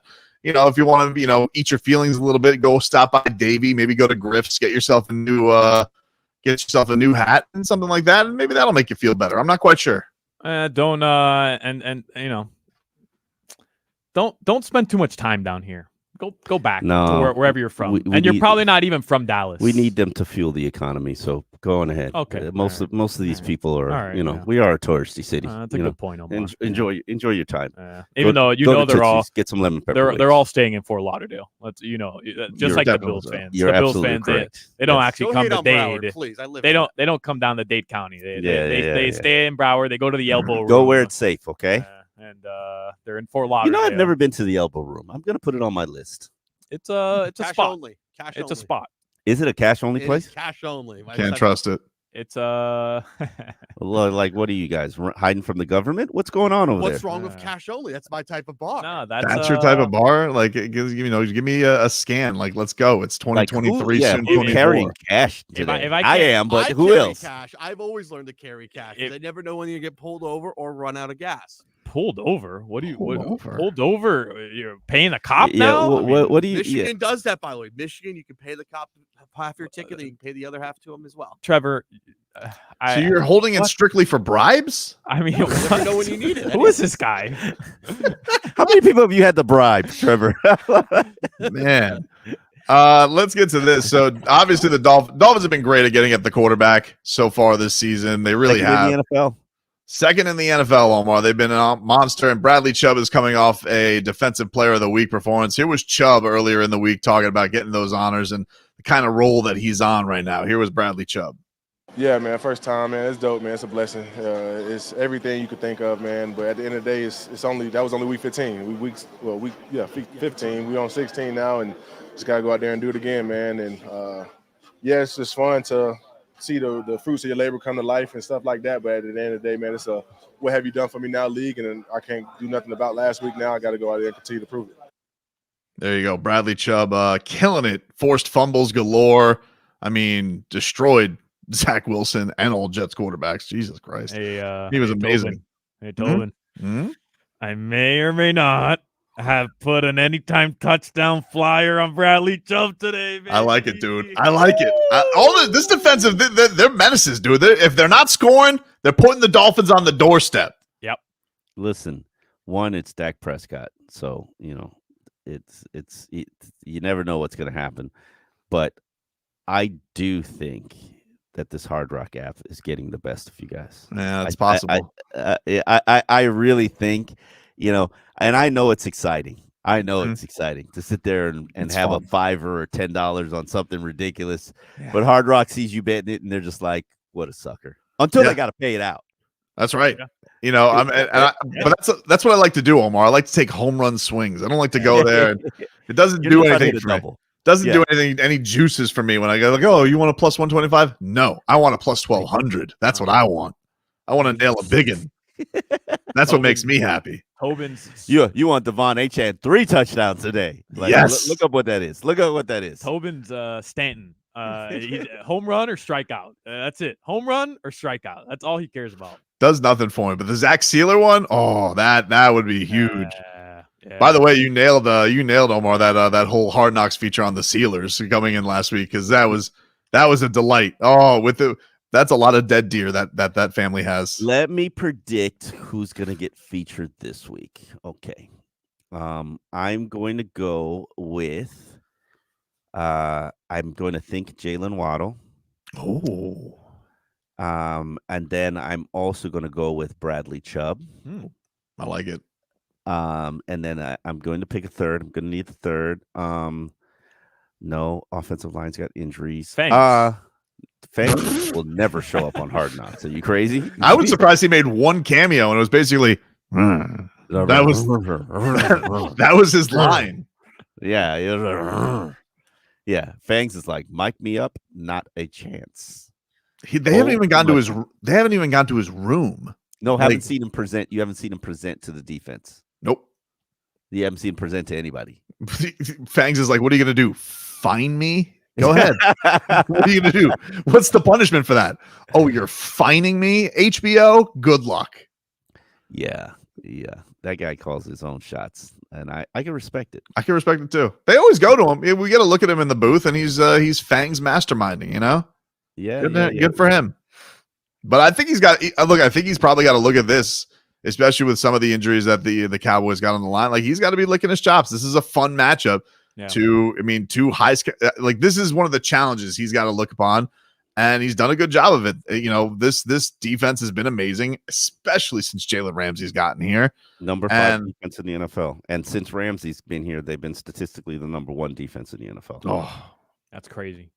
Yeah, it's been amazing. Like, that's the thing that has given me even with the Bills matchup coming up. I'm like, well, this isn't the defense that the Bills faced. I'm like, this is not. They are a very complete team, and out of everything, I go into these weeks wondering, all right, I think the offense is going to show up, but I kind of know the defense is going to show up. It's a pretty comforting thing. Yeah, for them until they didn't in Tennessee. But I hear what you're saying. Yeah, but for most of the game, they had a meltdown. Everybody, like, that's what. Like, but up until that point, the defense was amazing. They had a meltdown. It was two drives. It was 2 drives that they had a meltdown, and truthfully, the game shouldn't have been close. Like, the game should have been over by then. The game shouldn't have been left to the defense to have to pull it out and hold Tennessee. I mean, I'm not saying they didn't blow it. They did. Oh, they blew it. The offense should have won that game well before that situation. You can't tell me you don't go into every one of these games now thinking, like, I think this defense can stop anybody. Like Lamar Jackson, Josh Allen, Dak Prescott. I have confidence that they're going to show up because they got playmakers all over the place, and they make an impact. You just gave second most sacks in the league right now. They hit the quarterback a ton. They have incredible cornerbacks.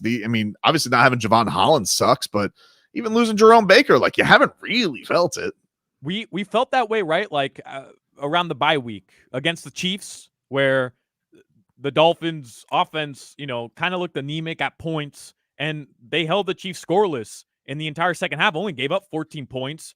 You had the bye week, you come back, and against the Raiders, it was the defense that held Las Vegas to just 13 points, and the Dolphins offense struggled in that game again. And I thought that was a turning point where we're saying, all right, Tua and Tyreek are putting up stupid numbers. You scored a 70 burger on Denver, but this might be, as crazy as it sounds, with the offensive guru at the helm here, this might be a defensive team with Ramsey coming back, and it's proven to be so. Like, they're a defensive team. It's going to be so much fun to watch these last 3 weeks, because I think they're going to be tested in a lot of spots, because the defense is obviously getting, 3 really high-powered offenses and 3 quarterbacks that everybody thinks the world of, 3 MVP candidates, and the offense is going to have to keep up. Like, they're going to have to keep up and show what they're up. Now, I don't think the Bills really impressed anybody yesterday. They really got away with one against the Chargers. Yeah. I mean, true to their season, they've been getting away with it. But nobody ever wants to say it because, everybody wants that team to succeed. That's the thing about it. Your daddy will be here at the end of the season. Don't pick up the kids, okay? No, he's not. Listen, what he's going to be doing, he's going to be deadbeat dad. That's what he's going to be. The child support check has been deposited. No, it's going to bounce. That's what's going to happen. Listen. Tua's going to be like, I don't want your life, Dad. Daddy will be here to pick you up. Don't do that, Omar. End of the season. Don't do that. Please do it more, Omar. Don't do that. It's just a reality. I'm telling you, dude, that team doesn't scare me. Until you stand up to Dad and say, you're not going to do this to me anymore. We got Grandpa. That's who we got. We got Grandpa Fangs. All right. Grandpa Fangs went with a full deck, with a full defense. The first time Fangs wasn't the full. They were just adjusting to Fangs. Now they know Fangs. Once you speak fluent Fangs, you know what's going to happen. All right. You can get around in any country if you speak fluent Fangs. Uh-huh. Yeah. I like that. I like what you did there. I'm telling you, dude. That's what's going to be going down. We'll take a quick break. Back with more Game Day Uncensored after this. John Sadak here from Westwood One with an invitation to join me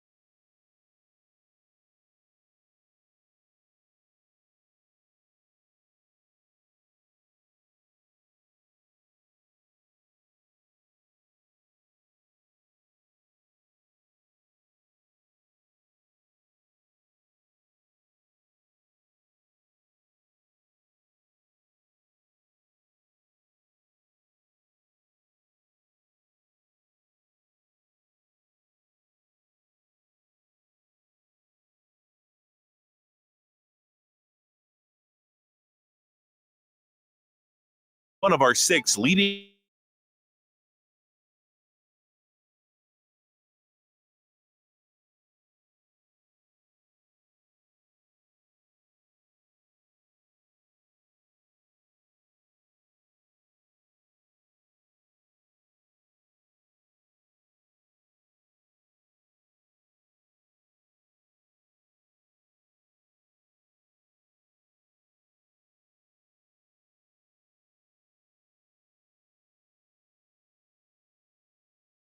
Do you like asparagus and mushrooms?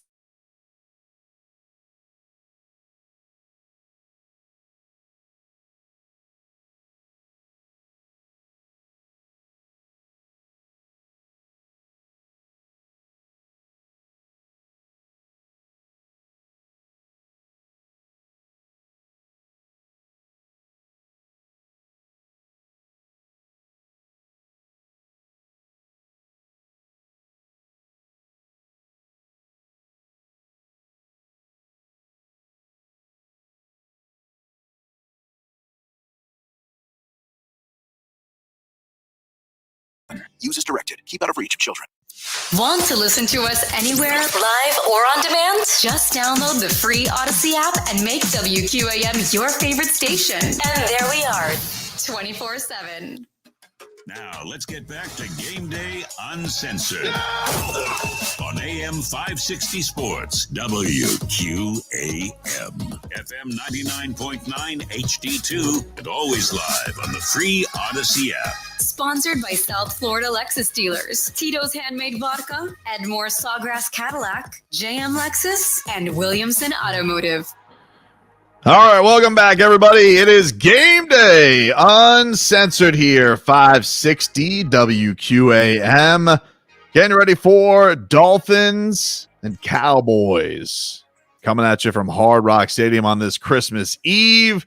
Tobin here with you alongside Omar Kelly, Alejandro Solana, as the Miami Dolphins have a big Week 16 matchup yesterday. Need to keep this up because, first of all, clinch the playoffs. Check that off, even though Tua was unaware and Solana called him a liar. Check that one off. Move on to the next step, which is then go winning the division, which you can do next week by going and winning that game and putting the whole Bills thing and putting that to bed. They can sit here, cry and whine about the sun all in that final week and not even make it a thing, Solana. I mean, Tobin, if the Dolphins pull this off, right? Dream scenario, they pull this off, and that Bills game doesn't even matter for the Dolphins come Week 18. I mean, greatest Dolphins season, regular season in over 20 years, right? Yes. Better than the Wildcat?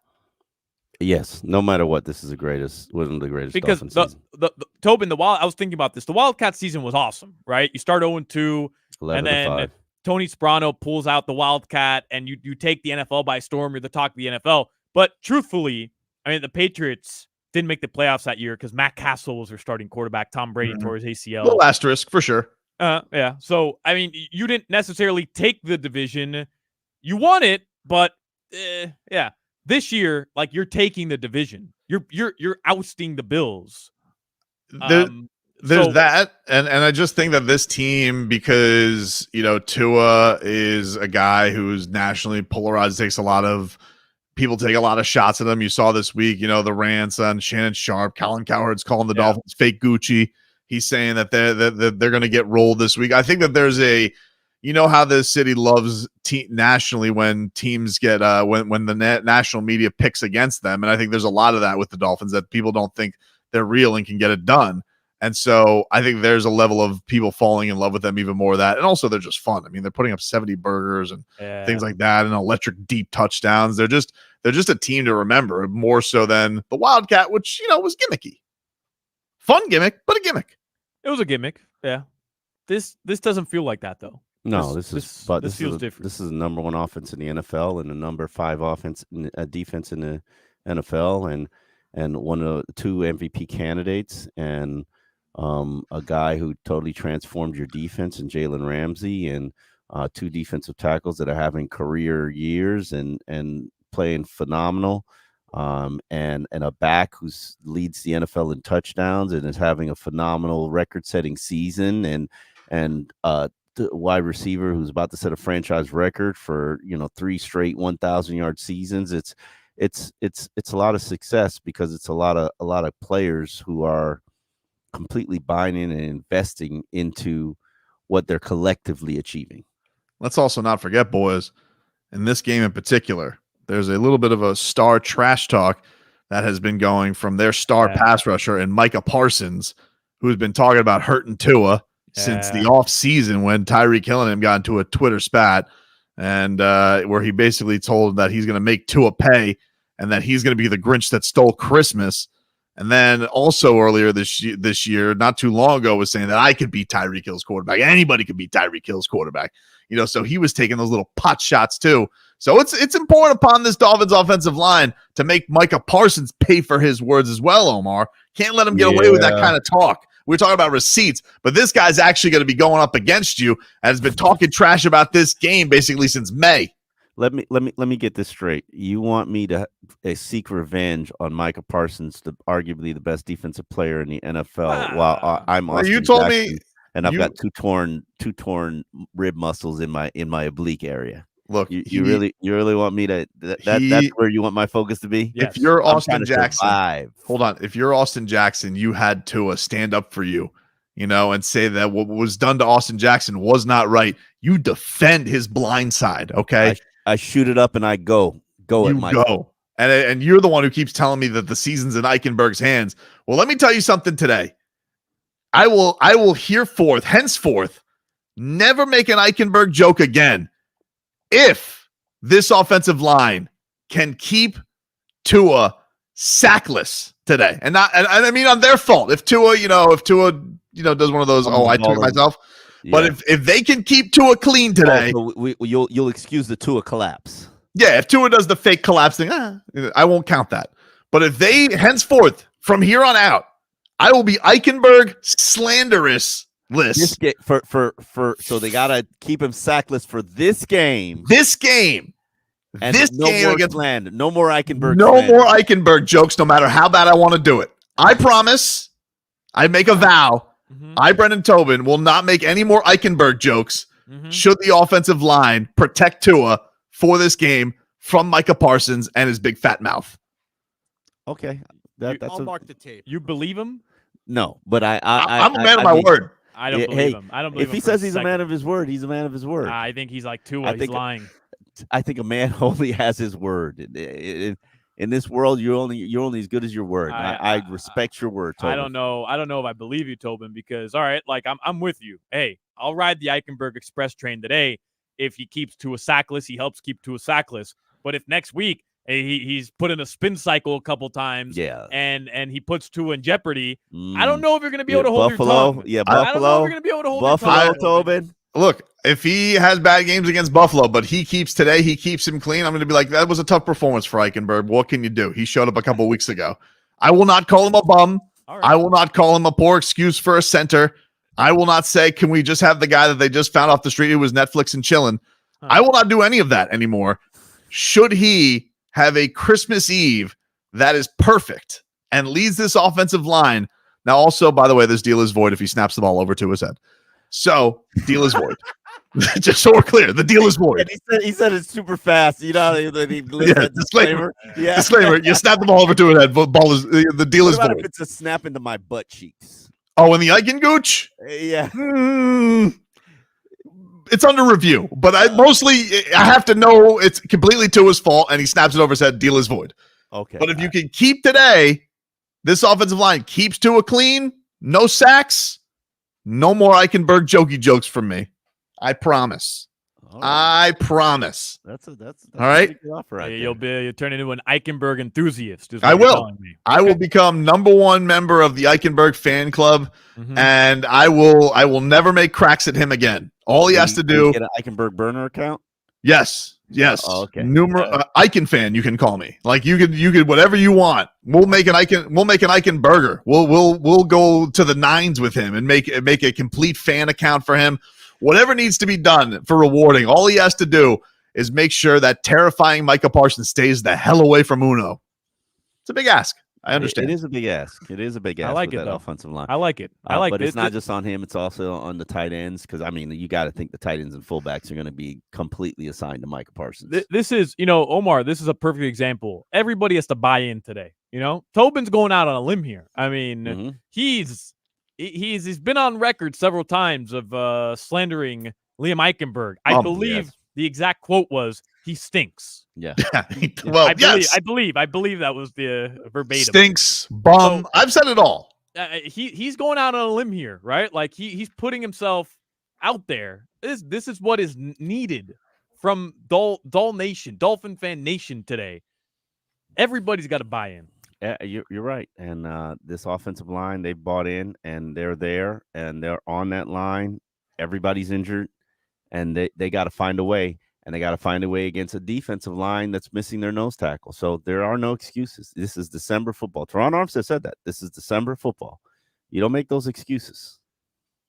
Didn't you wear Go ahead, Solana. No, I was going to just ask, like, can you see today, Omar or Tobin, not Tyreek, not Waddle, and not Mostert or Achane, but like somebody else having a breakout performance against Dallas? Somebody that we're not expecting to have just win this game for Miami. No. Cedric Wilson. No.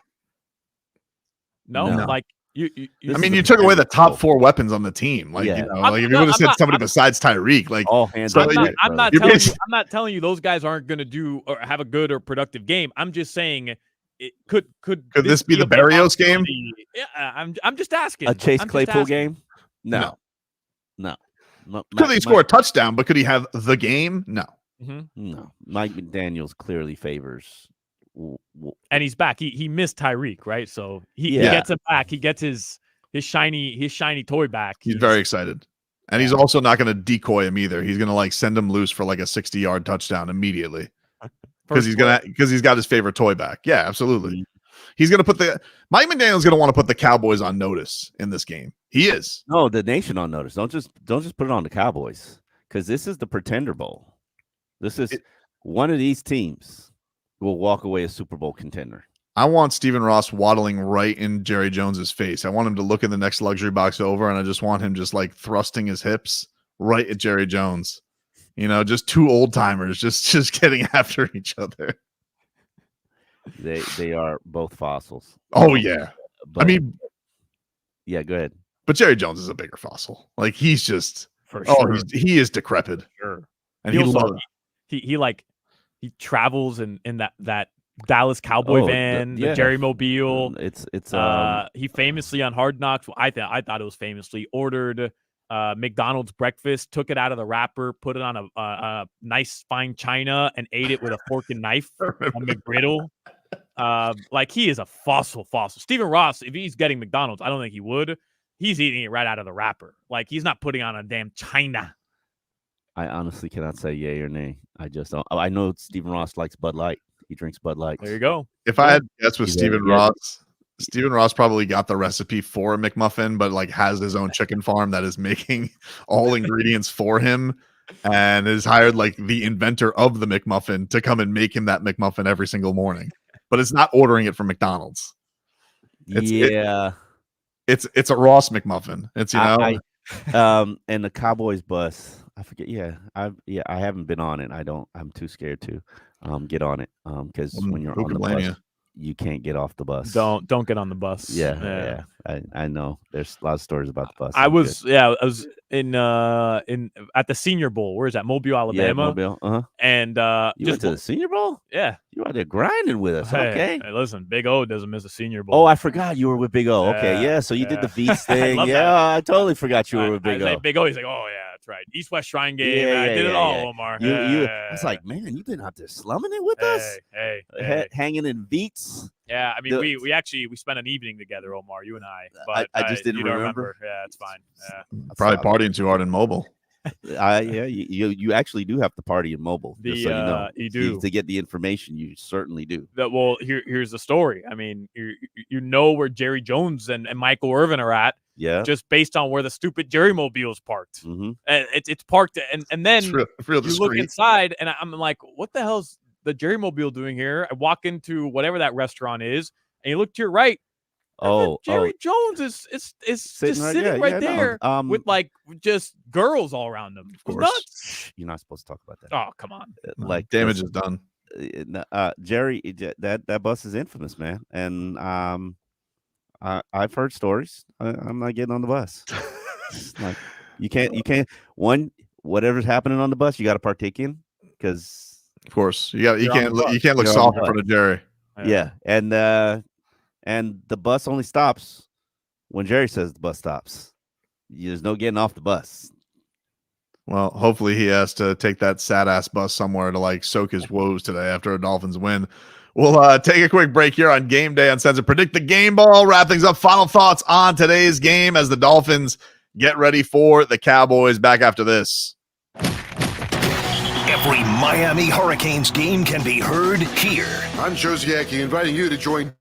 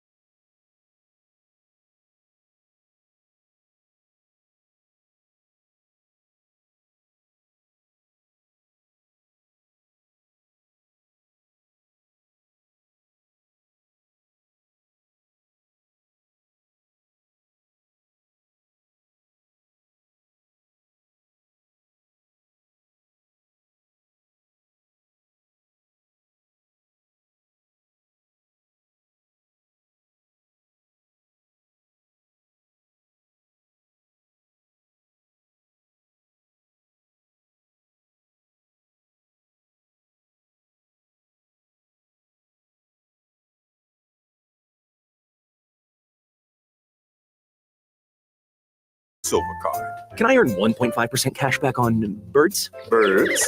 What if you sent your true love 2 turtle doves plus a partridge in a pear tree? Sure, but why would anyone want that? The song was very convincing. Earn 1.5% cash back on all your holiday purchases with the Capital One Quicksilver card. What's in your wallet? Terms apply. See CapitalOne.com for details. If you or someone you know is having thoughts of suicide or experiencing a mental health or substance use crisis, 988 provides 24/7 compassionate support and connection to trained counselors. When you call, text, or chat 988, you'll be quickly connected to trained counselors who will listen to your concerns, provide support, and connect you to additional resources if needed. There is hope. The Lifeline works. You are not alone. For 24/7 support, just call, text, or chat 988. You're listening to Game Day Uncensored on WQAM Miami, WPOW HD2 Miami, WKIS HD2 Boca Raton, and Odyssey Station. It's another Game Day Uncensored. Christmas Eve, and the boys are in town. The Cowboys from Dallas. And they're looking to stir up some trouble, especially after their blowout loss to the Bills last Sunday, who the Dolphins also lost big to back in Week 4. Not many degrees of separation here, but a whole lot of intensity. It's a big game as the Dolphins jostle for playoff position, with 2 more huge games after this. Coach Mike says he's emphatically told his squad that it is just one game at a time. Anything other than concerning yourself with the next opponent, which for us is the Dallas Cowboys, and any other narrative that has to do with good teams or playoff seeds or the next 3 games, all that stuff, I gave them the clearance to tell all members of the media to, with all due respect, F off. And Christian Wilkins says no one has to tell him about the importance of games at this time of year.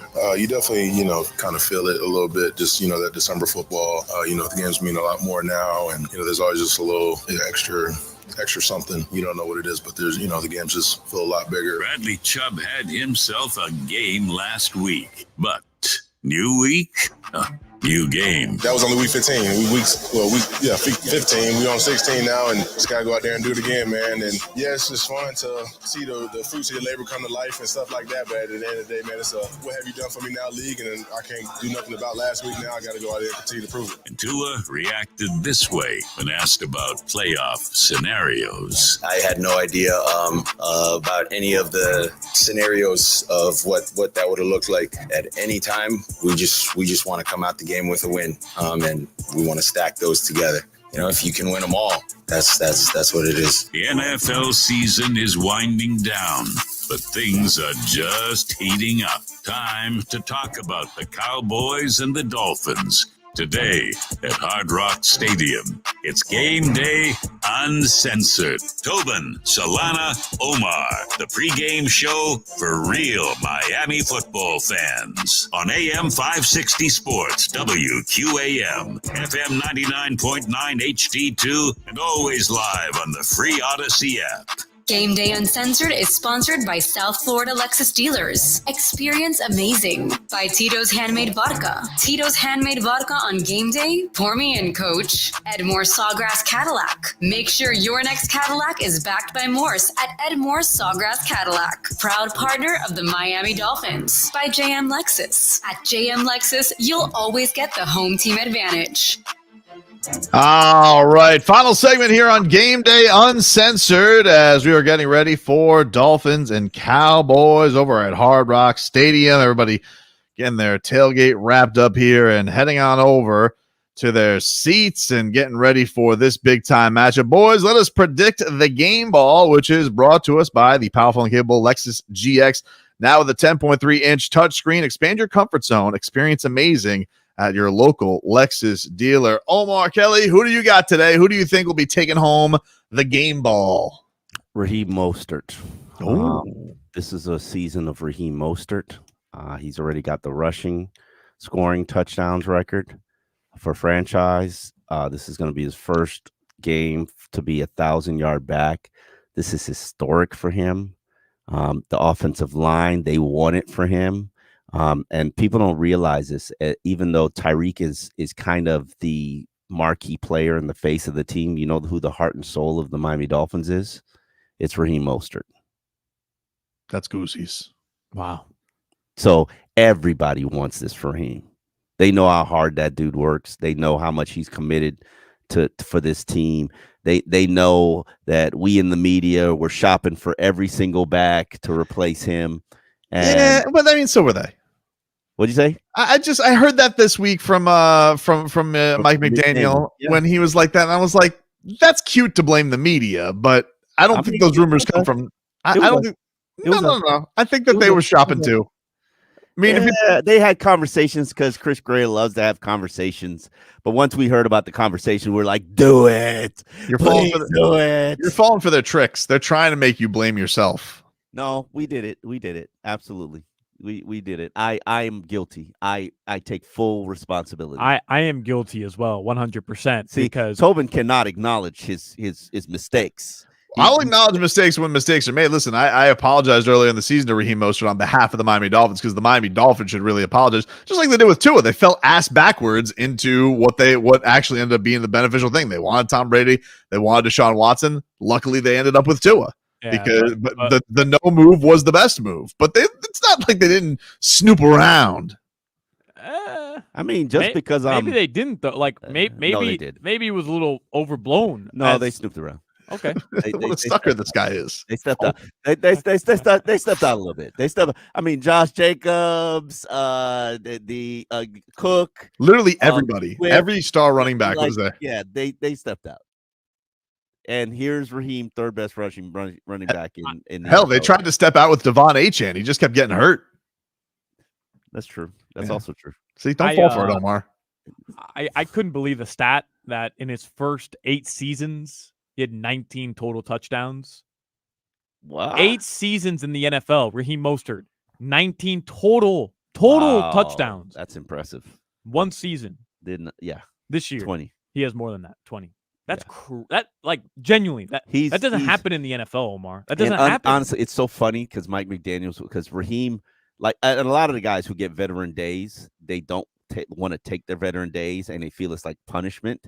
And Raheem is that guy. He's like, I don't want my veteran day. I view it as punishment. And you know what Mike McDaniel says? You're gonna take it, you're gonna like it, and I don't want to hear anything more from you. And it has become contentious with him. It's like, I don't want to hear it, Raheem. Like, you're going to and he was shut down 2 days this week.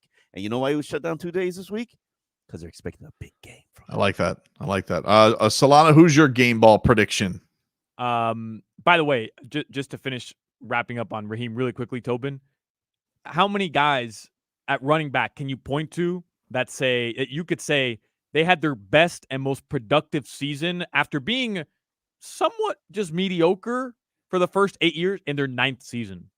It's a crazy story. I mean, it's funny. It's like one of these things that because of what Tyreek Hill has done, it's kind of overshadowed a lot on this team. Like Tua leading the league in passing, or Raheem Mostert having 20 touchdowns and breaking a franchise record. Like all that kind of feels like it's a 30-year-old back doing it. Yeah, it's wild. I think and I feel like that's the cheetah effect. I feel like it's because everybody's so Tyreek and his explosive plays, his chase for 2K, because it's pretty wild for 20 touchdowns to go under the radar, and it kind of feels like it has. Maybe I've heard him get most of it, more flowers this week than he's gotten all season. But Tobin, by a guy that like never brushed 5 touchdowns in a season, you know what I mean? Like 5 touchdowns in one season for him in his first 8 years would have been elite for him. I think you're being a little disrespectful. Why am I being disrespectful? I mean, he was just an okay. Last mediocre. year he was like he was a. I'm talking about pre-Dolphins era. I mean, I'm talking pre-Dolphins era. He was a starter. He's a starter, but that doesn't mean it was great. Omar, I mean, he's having a historic season right now. Okay. Literally, just set franchise records. Yeah. If he gets 1,000 yards, 20 touchdowns is like star numbers. That's great. You know, in the Super Bowl era, he has the 4th highest rushing yards per carry average in the Super Bowl era, behind Bo Jackson, Jamal Charles, Nick Chubb, and there's Raheem Mostert at 5.23. This is career. Very impressive. I mean, That if another you're in thing. the category with Bo Jackson. Another thing that gets overshadowed because of Tyreek Hill is because he's also very, very fast, but he happens to play with Tyreek Hill. Yes. Yeah. You know, He is one of the Tyreek fastest players in the NFL. But he Solana, happens to play with Tyreek Hill. Solana game ball prediction. Who do you got? Yeah, so I have money anytime touchdown on Bradley Chubb. So I feel like I want to go Bradley Chubb, but no, I am going to go Tua. And here's my rationale here. Dak Prescott versus Tua Tagovailoa. I feel like most people would take Dak just because outside of South Florida, just because of body type, right? And They don't like thickums. I have a feeling Tua's heard a lot of the chatter because we know he keeps receipts, and he wants to have his best game of the season today. And Tua I wants know to have his best game of the season because he needs to have his best game, be playing and peaking at the right time. But I hear what you're saying. But I thought you were going to say and I because know- of Christmas. I know. Oh, he loves and Christmas. he's absolutely obsessed with all Christmas. these things. All these Loves things. Christmas. Well, I'd be down on Christmas when you. What can just happened? beat the- What happened 1 year ago today? Got on the Christmas? concussion. He had the Concussion against Green Bay. The worst second half, maybe of his career, because he was concussed. Wow. Like to me, it all comes full circle. This is too important. He missed all these games last year, 1 year ago today because of the injury, or a year and a day ago today. Like to me, it starts here. Like his season truly begins right here. So I'm going with Uno, man. I felt terrible too because I said he ruined Christmas because I had no idea he was concussed until they told us he was concussed. Only one dude on Twitter was like, "Hey, I think Tua got hurt on this play," and like nobody knew. He just happened to like go from the best game of his life to the worst game of his life at halftime. And yeah, I was like, "Oh, Tua ruined Christmas," and he loves Christmas so much. Not this Christmas, dude. But you guys are both wrong. Jalen Ramsey's getting the game ball. You show up in a cowboy hat. There's just something about him today that speaks a little bit differently. Like Jalen Ramsey, he's ready to even turn it up a notch, and he's already been awesome so far this year for this defense. So I'm going Jalen Ramsey getting the game ball today for this Miami Dolphins club. It's going to be a fun matchup. Thanks to everybody for tuning in to Game Day Uncensored here today. Boys, enjoy the games. Have a great holiday. Have a great Christmas. Thanks so much for checking us on out, everybody. And we will hopefully be talking to you guys after a Dolphins victory, rolling into a high-stakes Baltimore game next week. And for everybody else, all you Cowboys fans who have come down here, if you didn't hear me the first time, believe me when I tell you, go to hell. Just so we're all clear on that. But enjoy our weather, just enjoy our weather, because I know Dallas is very dank. It's not a very exciting town. Very dry. It needs lotion. Yeah, it's just Dallas. It's a whole state that needs lotion. Boys, have a great one, and everybody enjoy the games. We'll talk to you guys next time. This has been the Week 16 edition of Game Day Uncensored, the pregame show for real,